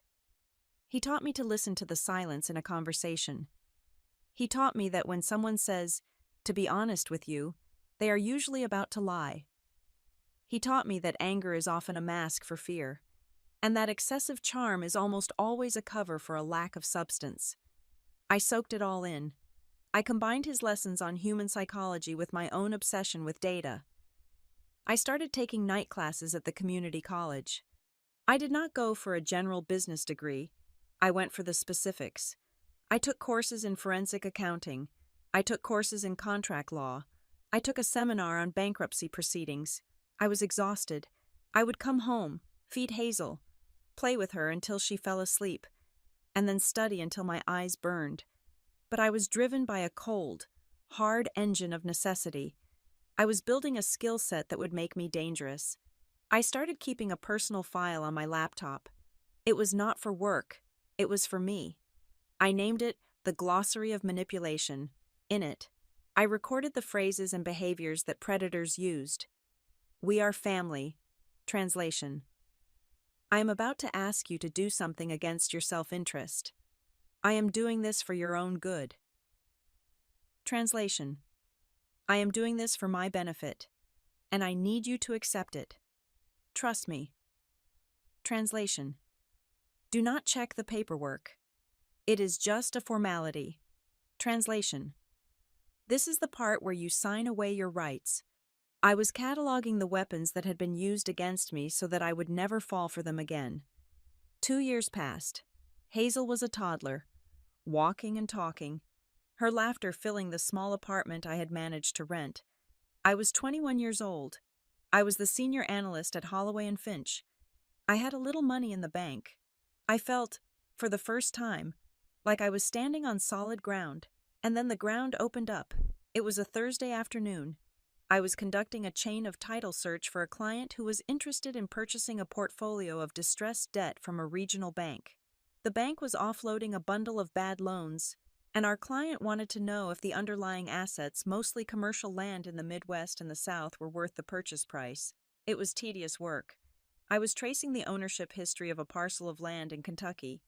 I followed the deed transfers backward through time. Sold in 2018 to Orion Holdings.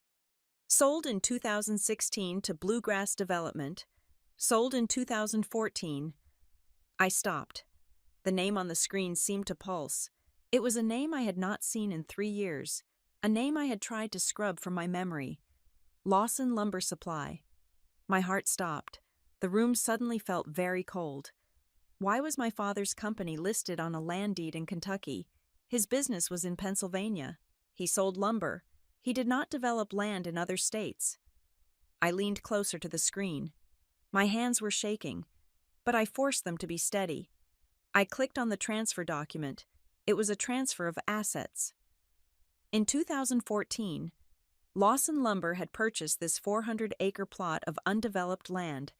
It was listed as an investment property, but that was not the strange part. The strange part was the date. The purchase was made 2 weeks after I had been kicked out of the house. I kept reading. I followed the paper trail. The land had been used as collateral for a loan 6 months later. A loan for $2 million. I pulled up the loan documents. They were scanned images. Grainy but legible. I scrolled down to the signature page. There was Richard Lawson's signature, bold, arrogant, and there, right below it, was the line for the guarantor. My breath hitched in my throat. The name typed under the line was Alice Lawson, and the signature above it was mine. I stared at it. It was my loop on the A. It was my sharp slant on the L. It was a perfect replication of my handwriting. But I had not signed it. I was sleeping in a car in Nashville when this document was signed. I was scrubbing toilets at the shelter when this loan was processed. I felt a wave of nausea. I clicked on the annex attached to the loan. It was a document listing the assets of the guarantor. It listed a trust fund in my name, a trust fund I never knew existed. The pieces slammed together in my mind with the force of a car crash. My grandmother, my mother's mother, had died when I was 10. I had been told she left nothing, but here, on this document, was a reference to a Matilda Evans Trust, with Alice Lawson as the sole beneficiary, and the value of the trust was listed as exactly the amount needed to secure the loan. Richard had not just kicked me out. He had not just sold me to Conrad Hale to erase a debt. He had forged my signature to steal an inheritance I did not know I had, and then used my identity to leverage a massive loan for a risky land deal in Kentucky. He had turned me into a ghost, and then he had put the ghost to work. I sat there in the silence of the office. The hum of the computer fan sounded like a roar. I was not just a victim of bad parenting. I was a victim of sophisticated corporate fraud. I was the guarantor. If this loan went bad, and looking at the distressed debt portfolio, it clearly had the bank would not come after Richard first. They would come after the guarantor. They would come after me. I looked at the date again, 2 weeks after I left. He had waited until I was gone, until I was homeless and voiceless. to execute the theft. He counted on me dying in the street, or at least disappearing into poverty, so that I would never find out. I printed the document. The sound of the printer was sharp and rhythmic. Chunk, chunk, chunk. I held the warm paper in my hand. I looked at my forged signature. It looked so much like mine, but there was a hesitation at the end of the N, a tiny tremor. It was the work of someone who knew my hand but feared getting caught. It was Brianna, my sister, the artist, my sister, the golden child. She had forged my name. I folded the paper and put it in my purse. I did not cry. I did not call the police. Not yet. Graham walked by my cubicle. "You okay, Alice? You look like you saw a ghost." I looked up at him. My eyes were dry. My pulse was slow. "No, Graham," I said. "I did not see a ghost. I saw a map." "A map to what?" he asked. "A map to the money." I said. I knew then that my education was finished. I did not need any more classes. I needed a war room. Richard Lawson had built his empire on my back. Now, I was going to use the very paper he loved to tear it down. Sheet by sheet, the document I found in the Kentucky land records was not an anomaly. It was the first thread of a tapestry that had been woven around my life while I was sleeping in parking lots and scrubbing floors. I spent the next 48 hours in a state of cold, manic focus. I did not go home. I did not sleep. I drank coffee until my hands shook. But my mind remained surgically steady. I used the databases at Holloway and Finch to pull every public record associated with Richard Lawson, Lawson Lumber, and every variation of my own name. What I found was a masterclass in financial predation. 3 days after I had been kicked out of the house, an entity named AHL Holdings LLC had been registered in the state of Delaware. AHL stood for Alice Hope Lawson. My full legal name. The registered agent was a generic service in Dover, but the mailing address for the principal officer was a post office box in Cedar Ridge. The principal officer was listed as me. I pulled the formation documents. There was my signature again. It was dated just 72 hours after I had driven away with my trash bags. While I was begging a security guard for a safe place to park, my father, or rather, the entity using my name, was busy building a financial bunker. I traced the activity of AHL Holdings. It was terrifyingly simple. My father had used this shell company to act as the guarantor for high-risk expansion loans. When he wanted to buy new equipment for the lumber yard, but did not want to risk his own credit rating, he had AHL Holdings co-sign the note. When he wanted to speculate on land that might be rezoned, AHL Holdings took the title, and Lawson Lumber took a secure consulting fee from the borrowed funds. If the deals went well, the profits were funneled back to Lawson Lumber as management fees. If the deals went bad, the debt stayed with AHL Holdings. I was not just a daughter he had discarded. I was a human shield. He had strapped the financial explosives to my chest and sent me out into the minefield so that he could walk safely behind me. I printed out the signature page from the Delaware filing and placed it under a magnifying glass. I stared at the loops of the letters. I looked at the pressure points of the ink. My father had a heavy hand. He wrote like he was carving the paper. But this signature was different. It was fluid. It was artistic. The tail of the Y in the address had a flourish that was unnecessary but elegant. I knew that flourish. I flashed back to a memory from the kitchen table in Cedar Ridge. I was 16, struggling with algebra. Brianna was 14. She was sitting across from me, not doing homework, but practicing signatures. She had a stack of permission slips for a field trip she had forgotten to get signed. "It is all about the rhythm, Alice," she had said, laughing as she perfectly replicated our mother's shaky script. "You have to feel the person's anxiety in the pen."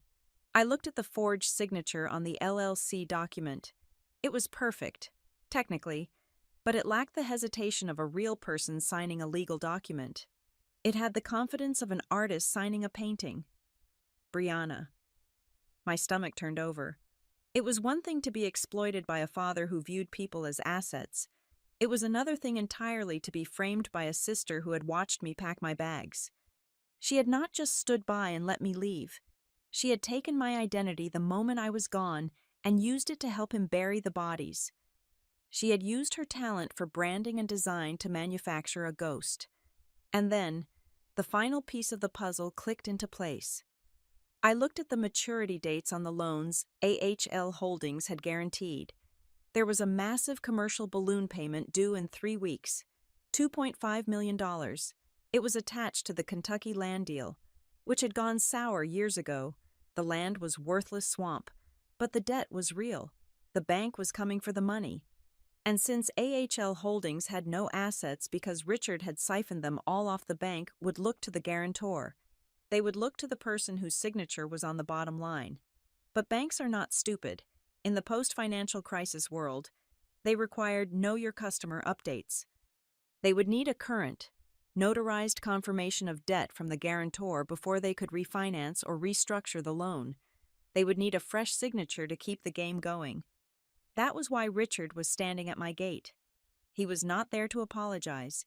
He was not there to meet his granddaughter. He was there because the bank was about to foreclose on his shield. He needed me to sign a ratification of debt, or a loan modification agreement. He needed me to put wet ink on a fresh page to validate 10 years of fraud. If I signed whatever was in that envelope, I would be accepting liability for millions of dollars of bad debt.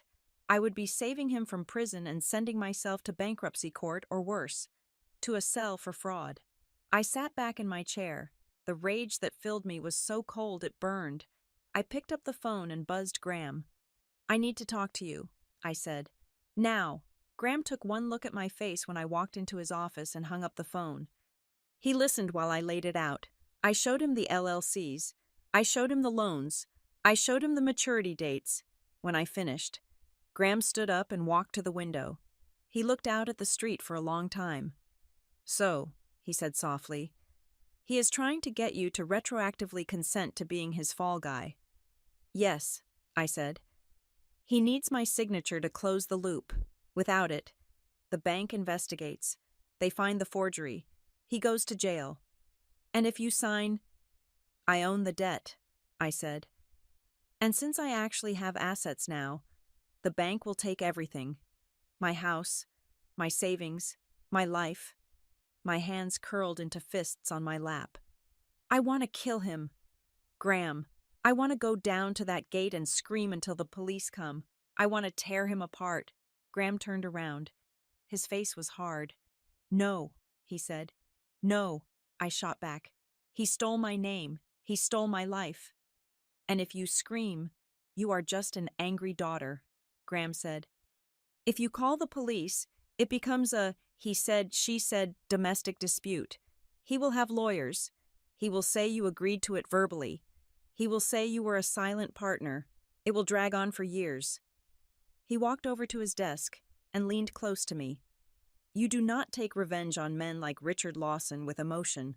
Alice," he said, "emotion is messy. Emotion is cheap. You take revenge with process." I looked at him. "Process, bureaucracy," Graham said. "Paperwork. The same weapons he used against you. You do not scream at him. You foreclose on him." I took a deep breath. I let the cold logic of his words settle over the fire in my chest. "How?" I asked. "We build a team," Graham said. "You have the money now. You have the knowledge. Let's use it." I spent the next 48 hours assembling a war council. My first call was to Julian Vance. He was a corporate litigator I had met during a property dispute 2 years prior.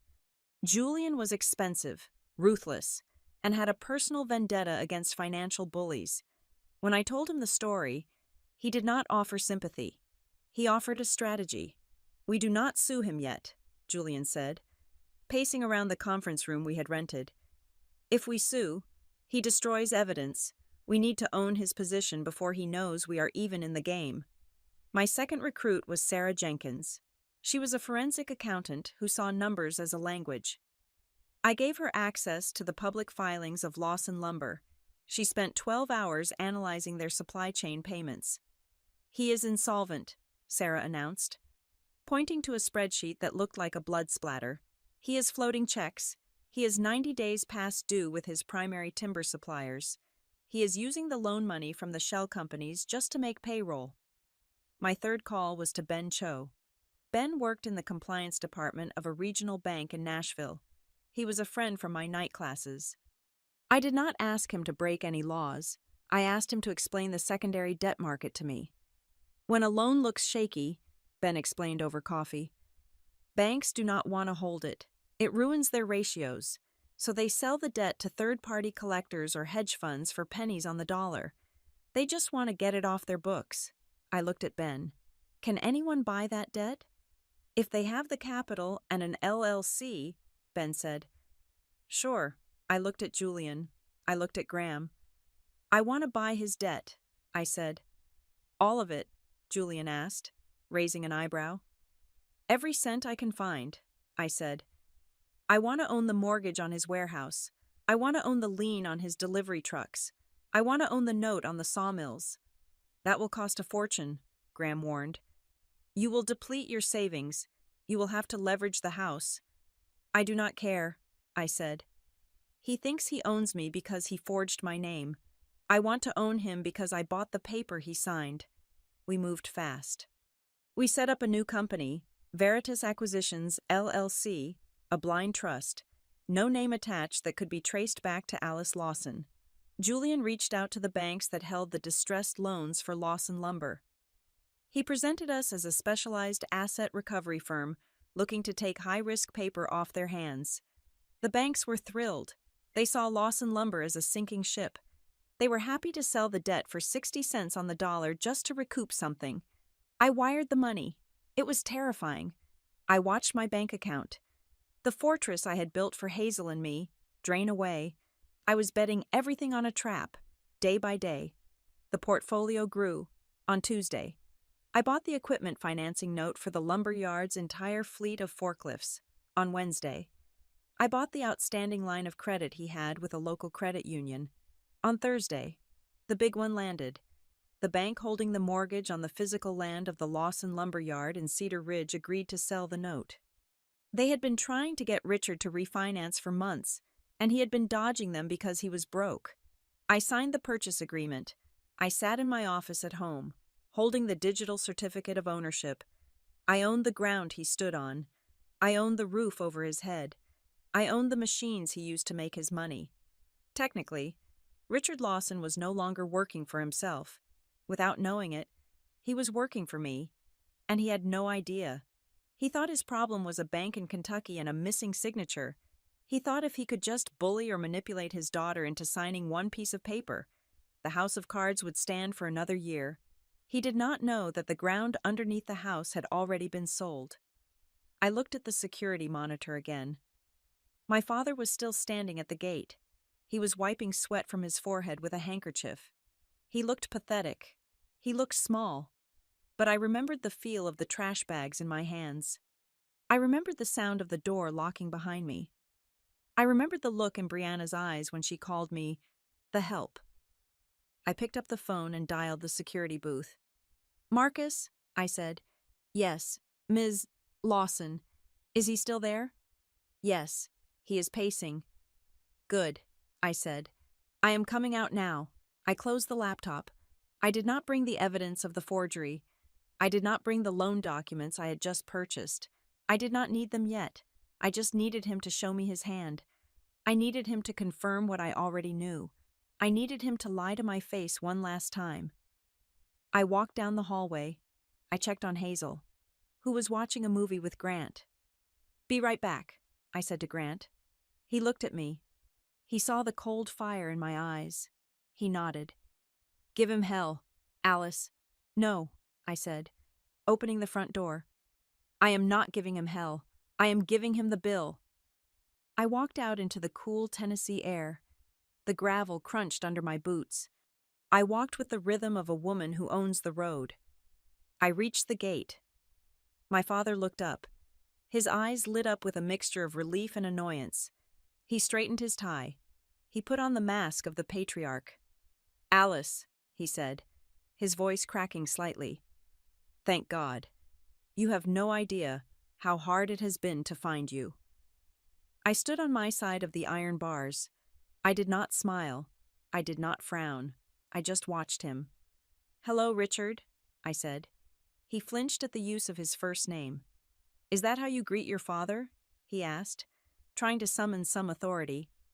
"After 9 years, you gave me an hour to leave. Richard," I said, "I gave you 53 minutes to wait. I think we are generous." He cleared his throat. He held up the thick envelope. "We need to talk. Alice," he said. "There are family matters, legal matters, things that need your attention." "I bet there are," I said. I looked at the envelope. I knew exactly what was in it. It was a confession disguised as a contract. "Open the gate, Alice," he said. "Please, your mother is tired." I looked at my mother. She was looking at the ground. "The gate stays closed," I said. "Whatever you have to say, you can say it through the bars." Richard's jaw tightened. He realized the old keys did not work anymore. He was going to have to pick the lock. "Fine," he said. "But this is sensitive. It concerns your future. And your past." "My past is in trash bags. Remember?" I said. "Stop being dramatic," he snapped, the mask slipping for a second. "I am here to help you. There is a situation with a trust your grandmother left you. There was a clerical error. I need your signature to fix it so you can get your money." I almost laughed. It was so bold. He was trying to frame his theft as a gift. He was trying to bribe me with my own stolen money to sign a document that would ruin me. "A clerical error," I repeated flatly. "Yes," he said, stepping closer to the bars. "Just a signature, Alice, and then we can put all this ugliness behind us. We can be a family again." He held the envelope through the bars. I looked at it. "Keep talking, Richard." I thought, every word is just another nail in the coffin I have already built. I stood inside the foyer of my home, watching the security monitor mounted on the wall. The camera feed was crisp, capturing every twitch of desperation on the other side of my gate. Richard Lawson checked his watch again. It was the 4th time in 2 minutes. I counted. It was a reflex for him, a tick born of a lifetime of believing that his time was the only commodity that mattered. He looked at his wrist with an expression of profound irritation, as if the universe had the audacity to make him wait. He was not thinking about the 9 years I had spent rebuilding my life from zero. He was thinking about the drive back to the airport. He was thinking about the bank examiners breathing down his neck. He was thinking about himself. "He is getting restless," Grant said quietly. I turned. Grant was standing at the entrance to the hallway, holding Hazel's hand. Hazel was clutching her favorite stuffed triceratops, looking between us with wide, curious eyes. "Let him be restless," I said. "He gave me 60 minutes to pack my entire existence. I am giving him 53 minutes to stand in the wind. It is a fair exchange rate." I looked at Grant. We did not need to speak in full sentences. He knew exactly what was happening. He knew that the man at the gate was not a grandfather. He was a creditor coming to collect on a fraudulent debt. "Take her to the greenhouse," I said, my voice softening as I looked at my daughter. "The orchids are blooming. She likes the purple ones. We will check on the koi pond, too," Grant said. He squeezed my shoulder. "You got this. Alice, remember, you hold the pen now." "Come on, Bug," Grant said to Hazel, scooping her up. "Let's go see if the frogs are awake." "Bye, Mommy," Hazel chirped. "Bye, baby," I whispered. I watched them disappear down the long corridor toward the east wing of the house. I waited until their laughter faded. I needed them gone. I needed to ensure that the toxicity waiting at my gate did not seep into the sanctuary I had built for my child. Hazel would never know the feeling of being valued less than a lumber shipment. That was my victory. I turned back to the mirror in the foyer. I had chosen my clothes with the precision of a soldier choosing armor. 9 years ago, I had left wearing a stained hoodie and jeans that were too tight because of the pregnancy. Today, I wore a pair of charcoal wool trousers and a navy cashmere sweater. No logos, no flashy jewelry, no diamonds. The fabric was soft, expensive, and understated. It was the kind of clothing that whispered money rather than shouted it. It was the uniform of someone who does not need to prove they belong in the room because they own the building. I checked the time. 52 minutes and 45 seconds. I walked to the heavy oak front door. I unlocked it. The tumblers clicked with a satisfying weight. I stepped out onto the porch. The air was crisp, carrying the scent of damp earth and fallen leaves. The driveway stretched out before me, a long ribbon of paved stone winding down to the iron gates. I began to walk. I did not rush. I walked with a steady, measured pace. I wanted him to see me coming. I wanted him to watch every step. I wanted him to see that the girl who had stumbled away in the dark was gone, replaced by a woman who walked in a straight line. As I got closer, the figures at the gate sharpened. Richard saw me first. He stopped pacing. He grabbed the iron bars of the gate, his knuckles white. He looked me up and down, his eyes widening slightly as he took in the house, the land, and the clothes. He was assessing the value. He was calculating the net worth. It was instinctive for him. Elaine stood behind him. She looked smaller than I remembered. She was wearing a coat that looked slightly threadbare at the cuffs. She was wringing her hands, a nervous habit that used to drive me crazy and now just filled me with a distant, cold pity. I stopped 5 feet from the gate. I did not punch in the code to open it. I did not invite them in. I stood on my side of the barrier. The vertical iron bars cast long shadows across the driveway, cutting the space between us into slices. "Alice," Richard breathed. He tried to smile. It was a grotesque attempt. It was a smile that didn't reach his eyes. A smile that was trying to bridge a 9-year canyon with a cheap plank of familiarity. "You look, well," he said. "The place is magnificent. I always knew you had a head for real estate. I told your mother just the other day. I said, Alice always had potential." I stood silent. I let his words hang in the air, exposed for the lies they were. He had never said I had potential. He had said I was the help. "We have been so worried," he continued, his voice taking on a performative tremble. "When you left, it broke your mother's heart. We have been looking for you. We just wanted to know you were safe. We are a family. Alice, families have rough patches, but they always find their way back." It was a script. It was the family and honor speech he used at the company Christmas parties right before he cut the year-end bonuses. It was the verbal equivalent of costume jewelry shiny, but worthless upon closer inspection. "You are lying," I said. My voice was not loud, but it cut through his monologue like a razor blade. Richard blinked. The smile faltered. "Excuse me. You are not here because you missed me," I said. "You are not here because you are worried, and you are certainly not here because you are proud." I took a step closer to the bars. "You are here because the balloon payment on the Kentucky loan is due in 3 weeks," I said. The color drained from Richard's face so fast, it looked like a physical injury. His mouth opened, but no sound came out. He looked as if I had just reached through the bars and punched him in the throat. "I know about AHL Holdings." "Richard," I said, "I know about the LLC you formed 72 hours after you kicked me out. I know you used my name, my social security number, and a forged signature to secure $2 million in high-risk financing." Elaine let out a sharp gasp. She covered her mouth with her hands. She looked at Richard with wide, horrified eyes. "Richard," she whispered, you said it was a trust fund issue. You said it was a mistake." He ignored her. He was staring at me with the terrified intensity of a trapped animal. "You have been digging," he said, his voice low and dangerous. "That is dangerous. Alice, privacy is a valuable thing." "So is freedom," I countered. "And you stole mine. You made me the guarantor of your debt.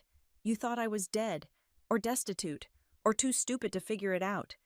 You thought you could use me as a disposable shield." I looked past him. I scanned the area behind their car. "Where is Brianna?" I asked. Richard frowned, confused by the sudden shift. "She is at the office, handling the day-to-day." Of course she is, I said, a bitter smile touching my lips.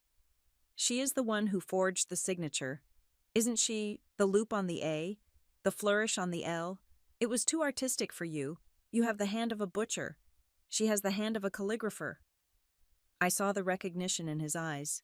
I was right. Brianna was not here because she was smart. She knew that if this went sideways, she needed plausible deniability. She was letting Richard take the risk while she sat in the air-conditioned office I used to clean. She is protecting the brand, Richard muttered. She is protecting herself, I corrected, just like you are trying to do right now. Richard straightened up. He realized that the sentimental approach was dead. He dropped the act.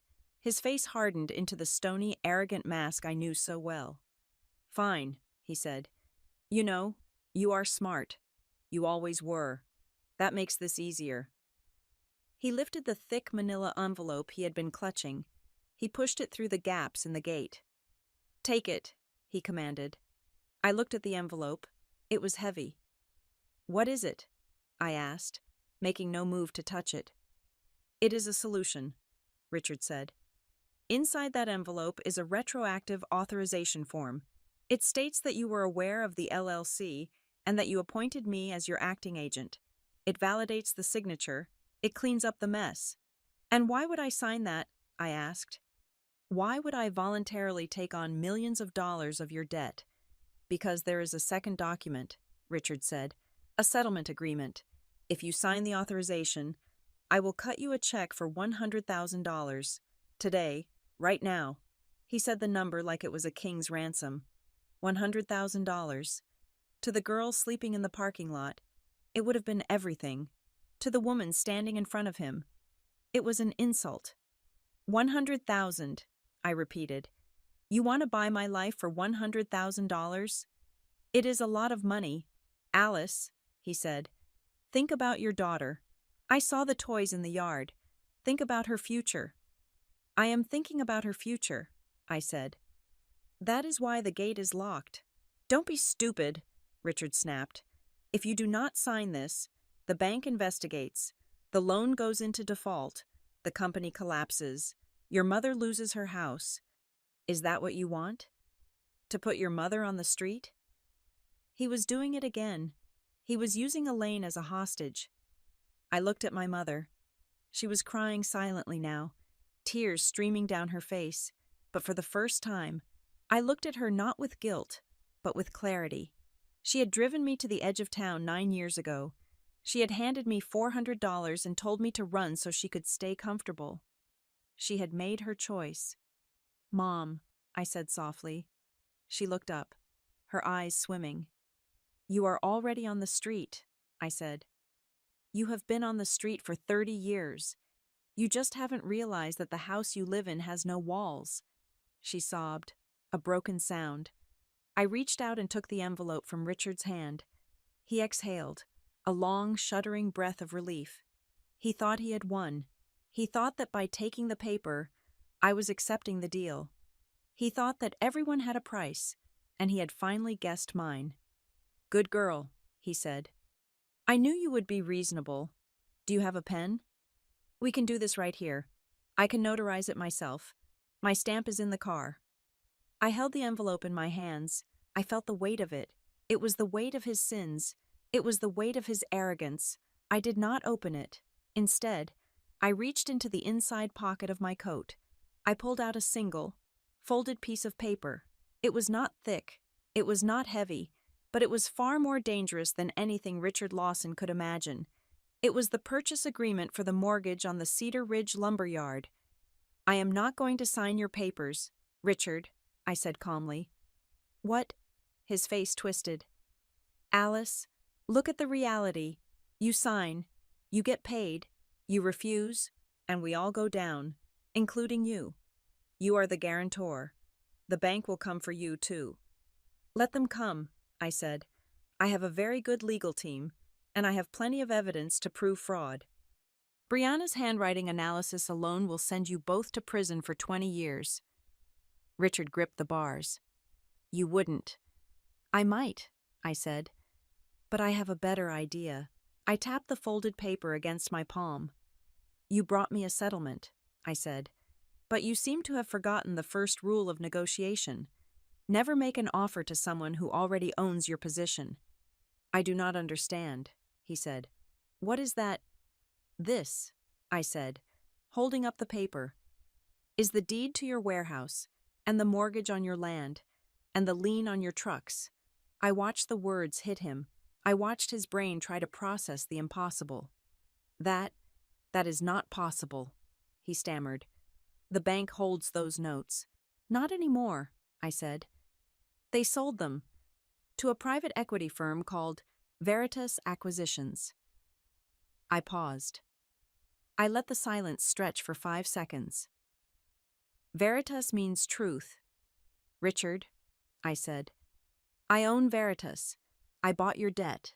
I own your loans. I own your company." Richard staggered back a step. He looked like he was having a stroke. He grabbed the hood of his car for support. "You," he wheezed. "You bought it.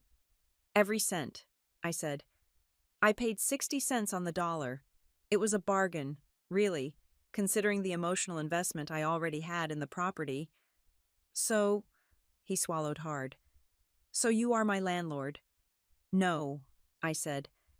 "I am your creditor, and unlike the bank, I am not interested in restructuring. I am interested in foreclosure." I held up the envelope he had given me. "You came here to get me to sign this so you could save yourself," I said. "But you are looking at it the wrong way. I do not need to sign your papers to survive. You need to sign mine." I tucked his envelope under my arm. "I have prepared a different set of documents," I said. "They are inside. They are non-negotiable. They are total surrender." Richard looked at me with horror. He looked at the daughter he had thrown away and realized that she had not just survived. She had evolved into the one thing he feared most, a boss. "Go home, Richard," I said. "Go home and tell Brianna that her forgery skills are about to be reviewed by the FBI unless you do exactly what I say. I will call you tomorrow at 9 o'clock. If you do not answer, I foreclose by noon." "Alice," he pleaded. "Please, we are family." "No," I said, turning my back on him. "We are a business transaction, and you are in the red." I walked back up the driveway. I did not look back. I heard Elaine wailing. I heard Richard shouting my name, but the sounds were distant, like noise from a television in another room. I walked into my house. I closed the heavy oak door. I locked it. I leaned against the wood for a moment, breathing in the silence. It was not the silence of fear. It was not the silence of submission. It was the silence of victory. Grant came around the corner, holding Hazel. She was holding a purple orchid. "Did you win?" Hazel asked. I walked over to them. I kissed her forehead. I kissed Grant on the cheek. "Yes, baby," I said. "I won." I looked at the envelope in my hand. I walked into the kitchen and dropped it into the trash can without breaking the seal. I had work to do. Tomorrow, I would dismantle an empire, but for tonight, I was going to look at frogs with my daughter. I took Hazel's hand. "Come on, show me the frogs." We walked toward the garden, leaving the ghosts at the gate where they belonged. Outside, I had walked away. I had locked the door. I had taken my daughter's hand and started walking toward the garden, ready to let the silence reclaim my home. But Richard Lawson was not a man who understood the word no. To him, refusal was just the opening bid in a negotiation he intended to win. We had not even reached the greenhouse when the gate buzzer began to sound. It was not a polite request for entry. It was a continuous, shrill scream. He was leaning on the button, holding it down, forcing the noise into my sanctuary until I had no choice but to acknowledge him.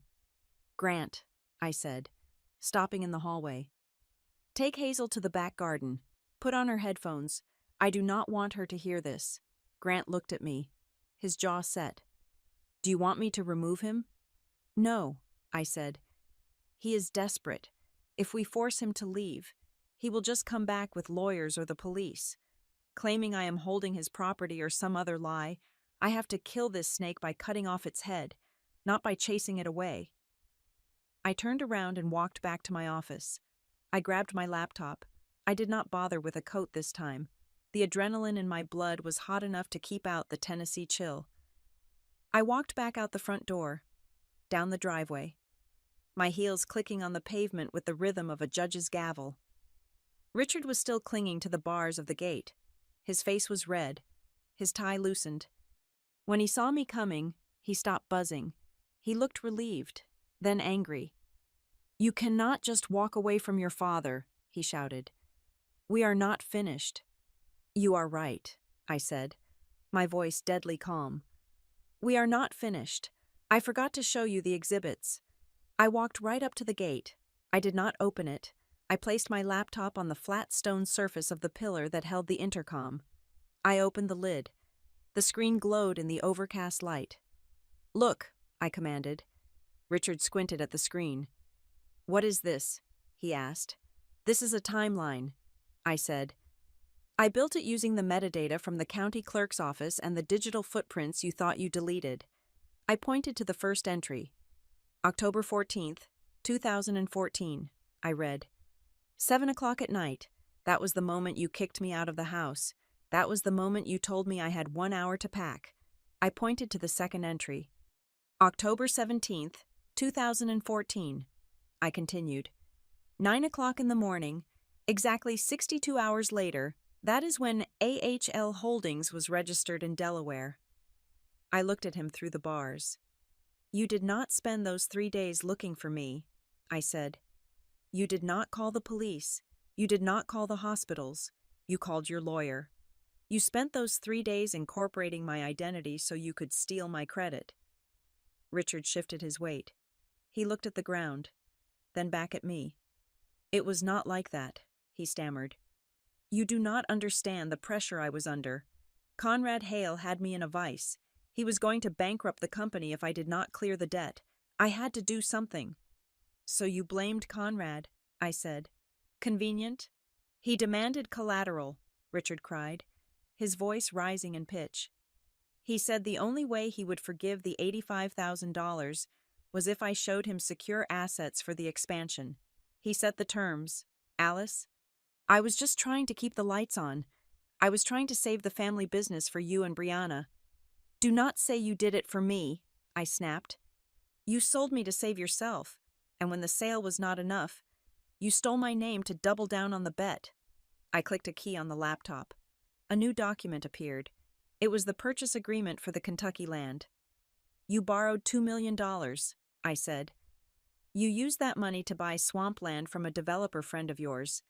Didn't you a kickback scheme? And when the land value tanked, you let the loan drift because you knew the bank would not come for you. You knew they would come for the guarantor. You set me up to take the fall for a $2 million bad bet." "I intended to pay it back," Richard insisted. "The market turned against us. It was bad luck." "It was not bad luck," I said. "It was fraud." Richard gripped the bars. "Everyone does it. Alice. That is how business works. You move liability around. You leverage assets. I was going to fix it. That is why I'm here. If you sign the modification, I can refinance the debt and pay it off over 20 years. No one gets hurt." "No one gets hurt," I laughed. A sharp, cold sound. "I am already hurt, Richard, but you are about to be destroyed." I closed the laptop. I looked him dead in the eye. "You think this is just about a signature," I said.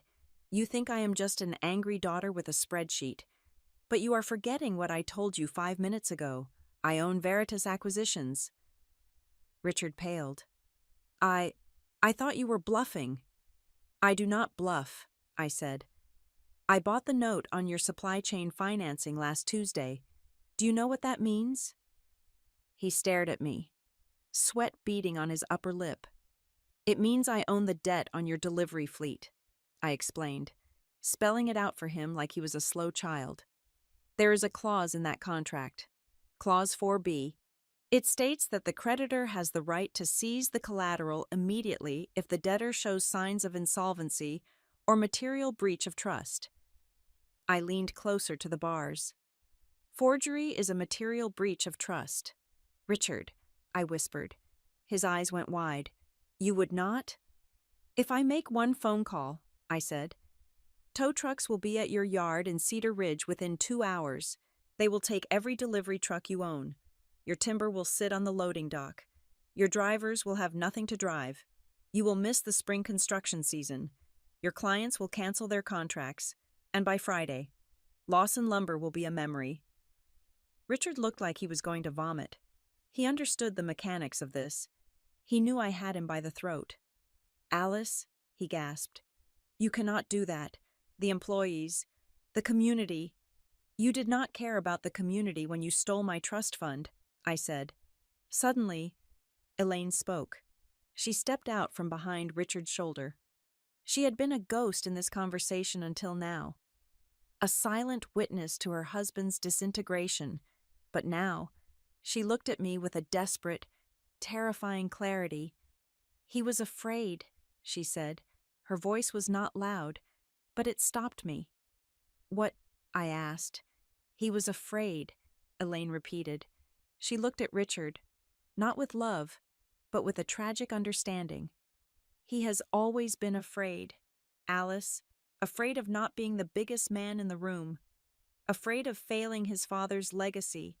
He did it because he was terrified that if he lost the money, he would lose himself. He does not know who he is without the company. I looked at my mother. For the first time, I saw her not just as a victim, but as an enabler who had traded her morality for security. He was afraid of losing everything, she said. Tears spilling over. Please understand that. I looked at her cold, hard. I lost everything. Mom, I said. I lost my home. I lost my family. I lost the father of my child. I lost my education. I lost my name. I slept in a car. I ate from vending machines. I had nothing. I took a breath. And do you know what I found out? I asked. I found out that when you lose everything, the only thing you have left is the truth. And the truth is, Richard is not a victim. He is a predator who got caught. I turned back to Richard. He was shaking now, visibly vibrating with the realization that his excuses had evaporated. And he did not do it alone, I added. I opened the laptop again. I brought up a folder labeled Brianna. Let's talk about the artist, I said. I turned the screen so they could see it. It displayed a chain of emails I had recovered during the discovery phase of my research. These are emails between Richard Lawson and a graphic design account, I said. They are discussing the creation of the AHL Holdings letterhead, but look at the metadata on the attachments. I pointed to the author field on the digital file. Created by Brianna Lawson, I read. And here, in this email from 2 months later, she asks, Did the bank buy the signature? Richard flinched. She knew, I said. She practiced my signature. She helped you build the fake identity. She is not just your daughter, Richard. She is your co-conspirator.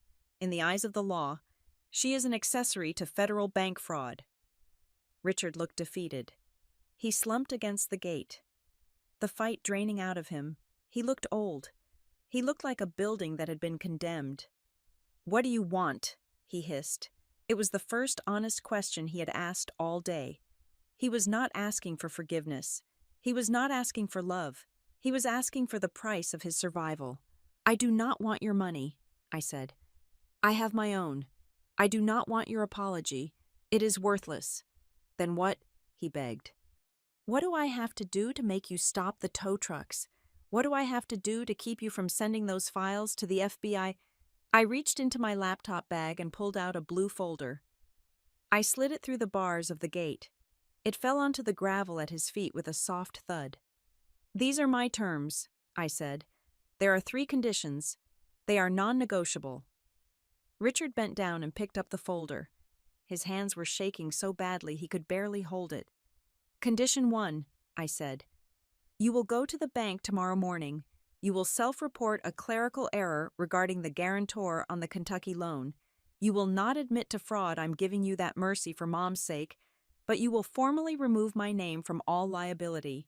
You will pledge your own personal assets, including the deed to your house, to secure the debt. You will take the risk back. Richard, all of it. He nodded dumbly. He knew he had no choice. Condition 2, I continued. You will execute a separation of assets for Mom. You will transfer 50% of your remaining liquidity into an account solely in her name. If the ship goes down, she gets a lifeboat. She is not going down with you. Elaine looked up, shocked. She stared at me, her lips parting. She had not expected me to save her. Condition 3, I said, and this is the most important one. I looked him in the eye. You will resign, I said. You will step down as CEO of Lawson Lumber. You will appoint an independent board of directors, and you, and Brianna, and anyone else carrying the Lawson name, will never contact me, my husband, or my daughter ever again. If I see your car on this street, if I get a letter, if I get a phone call, I release the Brianna files to the federal prosecutor. Richard stared at the folder. He looked at the empire he had built, and he saw it turning to ash in his hands. He was being forced to abdicate. He was being forced to strip himself of the power he valued more than his own child. You are killing me, he whispered. The company is my life. No, Richard, I said. The company was your mask. I'm just taking it off. He hesitated. He looked at the pen in his pocket. He looked at the car where he could just drive away and pretend this never happened. If you do not sign that agreement right now, I said, my voice dropping to absolute zero, then tomorrow morning, I will fax the ownership documents of your debt to the local news station in Cedar Ridge. I will let everyone know that Richard Lawson lives in a house owned by the daughter he threw away, and then I will foreclose. He looked at me with pure hatred. It was a look I welcomed. It was honest. Give me the pen, he snarled at Elaine. Elaine fumbled in her purse and handed him a pen. Richard placed the folder against the stone pillar of the gate. He signed. He signed aggressively, tearing the paper, angry at the ink, angry at the world. He shoved the folder back through the bars. Are you happy? He spat. You have your pound of flesh. I took the folder. I checked the signature. It was real. I am not happy, Richard, I said. I am solvent. There is a difference. I closed the folder. Goodbye, I said. You are a cold bitch, he said. I learned from the best, I replied. I turned around. This time, I knew he would leave. I knew he would run, because he had nothing left to take from me. I walked back toward the house, the folder tucked under my arm. The weight of it was light. It felt like a feather. Behind me, I heard the car door slam. I heard the engine start. I heard the tires crunch on the gravel as they backed away. I did not look back. I did not need to. The timeline on my laptop was closed. The account was balanced. I walked into the house, and the silence was different now. It was not empty. It was clean. The sound of the pen scratching against the paper was the loudest noise in the world. It was a dry, desperate sound, like a rat clawing at the smooth sides of a trap it could not escape. Richard pressed down so hard that the tip of the pen tore through the top page of the agreement, scarring the document with his surrender. He was not signing a letter of apology. He was not signing a birthday card for the granddaughter he had ignored for 8 years. He was signing a confession of judgment and a formal assumption of liability. By putting his name on that line, he was legally stripping my name from the toxic debt of AHL Holdings and placing the entire crushing weight of the $2 million loan back onto his own shoulders. He was pledging his personal assets, his home, his remaining stocks, his pension as collateral to secure the debt he had tried to pin on me. His hand shook violently. It was a tremor of rage, not sorrow. He looked at the signature, a jagged scrawl that barely resembled the arrogant autograph he used to stamp on employee paychecks. He shoved the folder back through the iron bars of the gate. There, he rasped, his voice sounding like it was filled with broken glass. You have what you wanted. You have your pound of flesh. I took the folder. I checked the signature one last time. It was valid. I closed the blue cover and held it against my chest. It felt like a shield. I do not want your flesh. Richard, I said, my voice steady and cold. I just want my name back. Richard stared at me, his chest heaving. He looked down at the other envelope, the thick, padded one he had brought with him, the one he had tried to press into my hands just minutes before. It was lying on the gravel where it had fallen, looking innocuous and heavy. You should have taken the deal, he muttered, wiping sweat from his upper lip. $100,000. It was a good offer. I looked at the envelope on the ground. Pick it up, I said. He frowned. What? Pick it up, I repeated. I want you to see what you really brought me. Richard bent down, his knees cracking, and retrieved the envelope. He held it out to me again, a flicker of hope returning to his eyes. You can still take it, he said. We can tear up my agreement. You sign this, you get the cash. We can still fix this the easy way. I laughed. It was a short, sharp sound that startled a crow from the oak tree above us. That envelope does not contain a settlement. Richard, I said. It contains a trap. His eyes darted away from mine. I know what is in there, I continued, my voice cutting through his evasion. My lawyer anticipated this move. That envelope contains a retroactive ratification of agency. If I signed that, I would not just be accepting the money, I would be legally acknowledging that I authorized Brianna to sign for me back in 2014. I would be admitting that I was a willing participant in the bank fraud. Richard went pale. And when the audit happens, I said, stepping closer to the bars. And it will happen, Richard, because I am going to trigger it. If I had signed that paper, you would have shown it to the FBI. You would have told them that your daughter was the mastermind, that she set up the shell company, that she authorized the loans, and that you were just the victim following orders. You brought that money to buy yourself a scapegoat. He did not deny it. He could not. The truth was written in the panic on his face. He had come here not to save his company, but to frame his daughter one last time. You are a monster, I whispered. You stood there and talked about family, about seeing Hazel, about coming together, and all the while, you were holding a grenade with the pin pulled out, waiting for me to take it. I reached through the bars and took the thick envelope from his hand. Alice, he said. Wait. I did not wait. I did not open it. I did not check the check. With a slow, deliberate motion, I tore the envelope in half. The sound of the heavy paper ripping was satisfyingly final. I put the two halves together and tore them again. I dropped the pieces onto the wet gravel of the driveway. I do not need your money, I said, and I certainly do not need your permission to be free. Richard stared at the torn paper at his feet. It was the debris of his last scheme.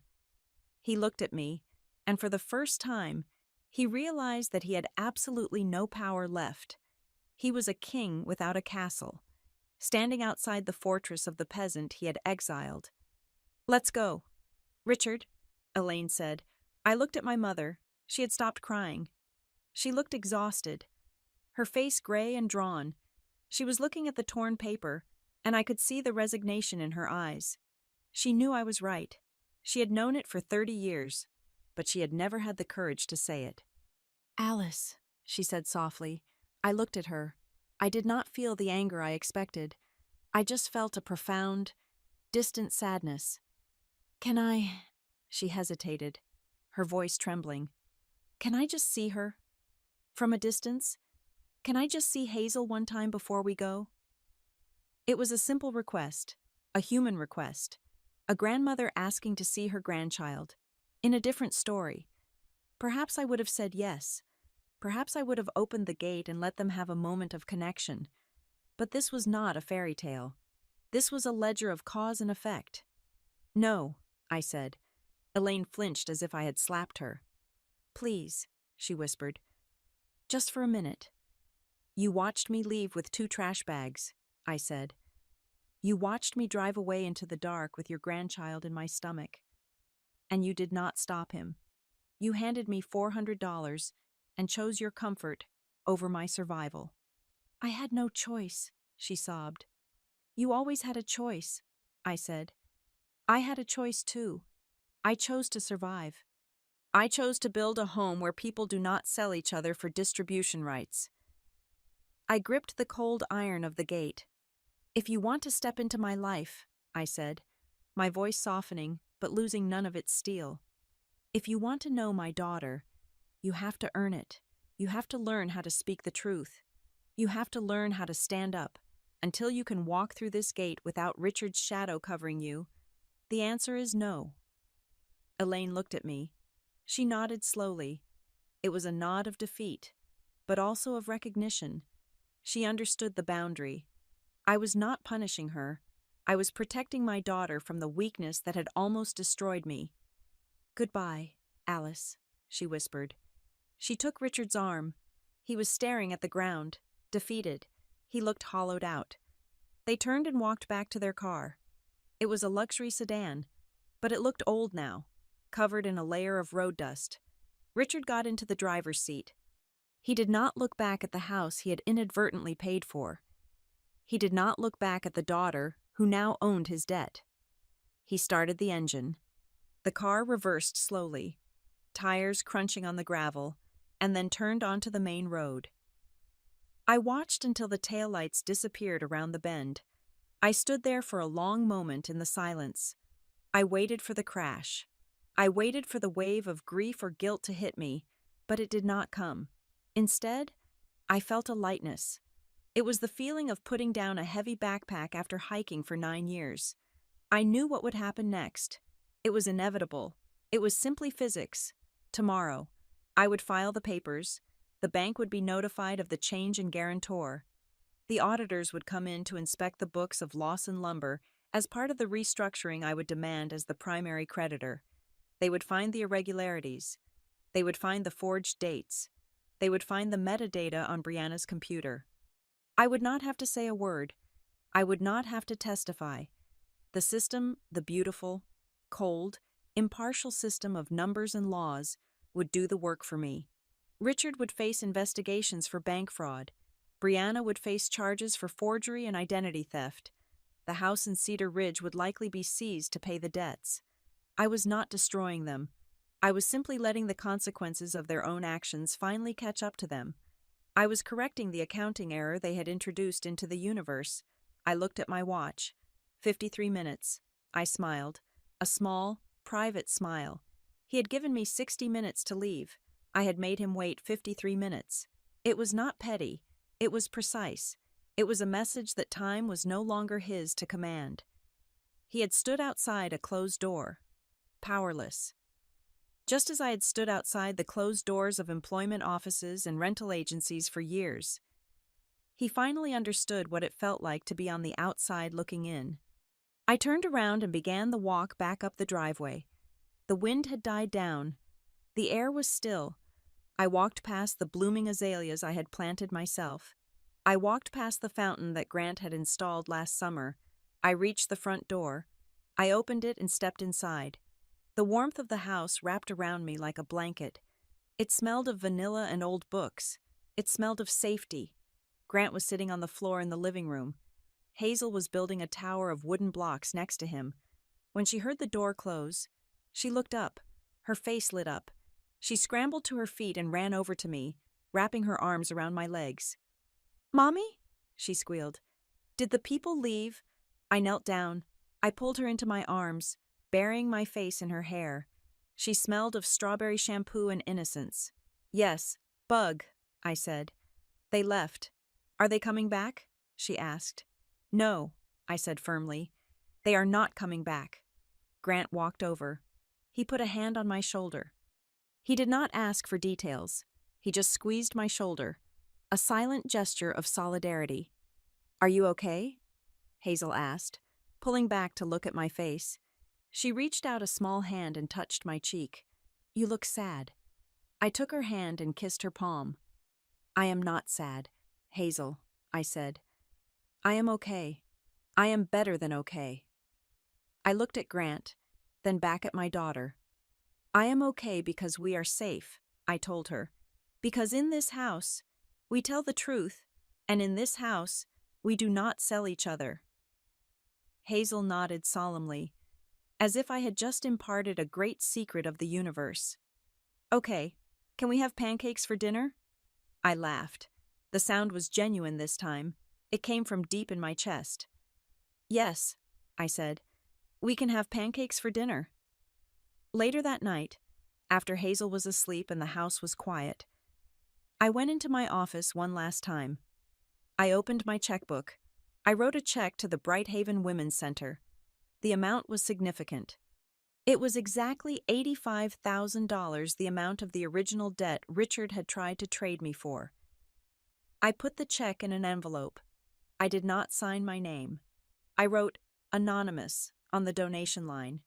Then, I went to the supply closet. I took out a brand new toothbrush.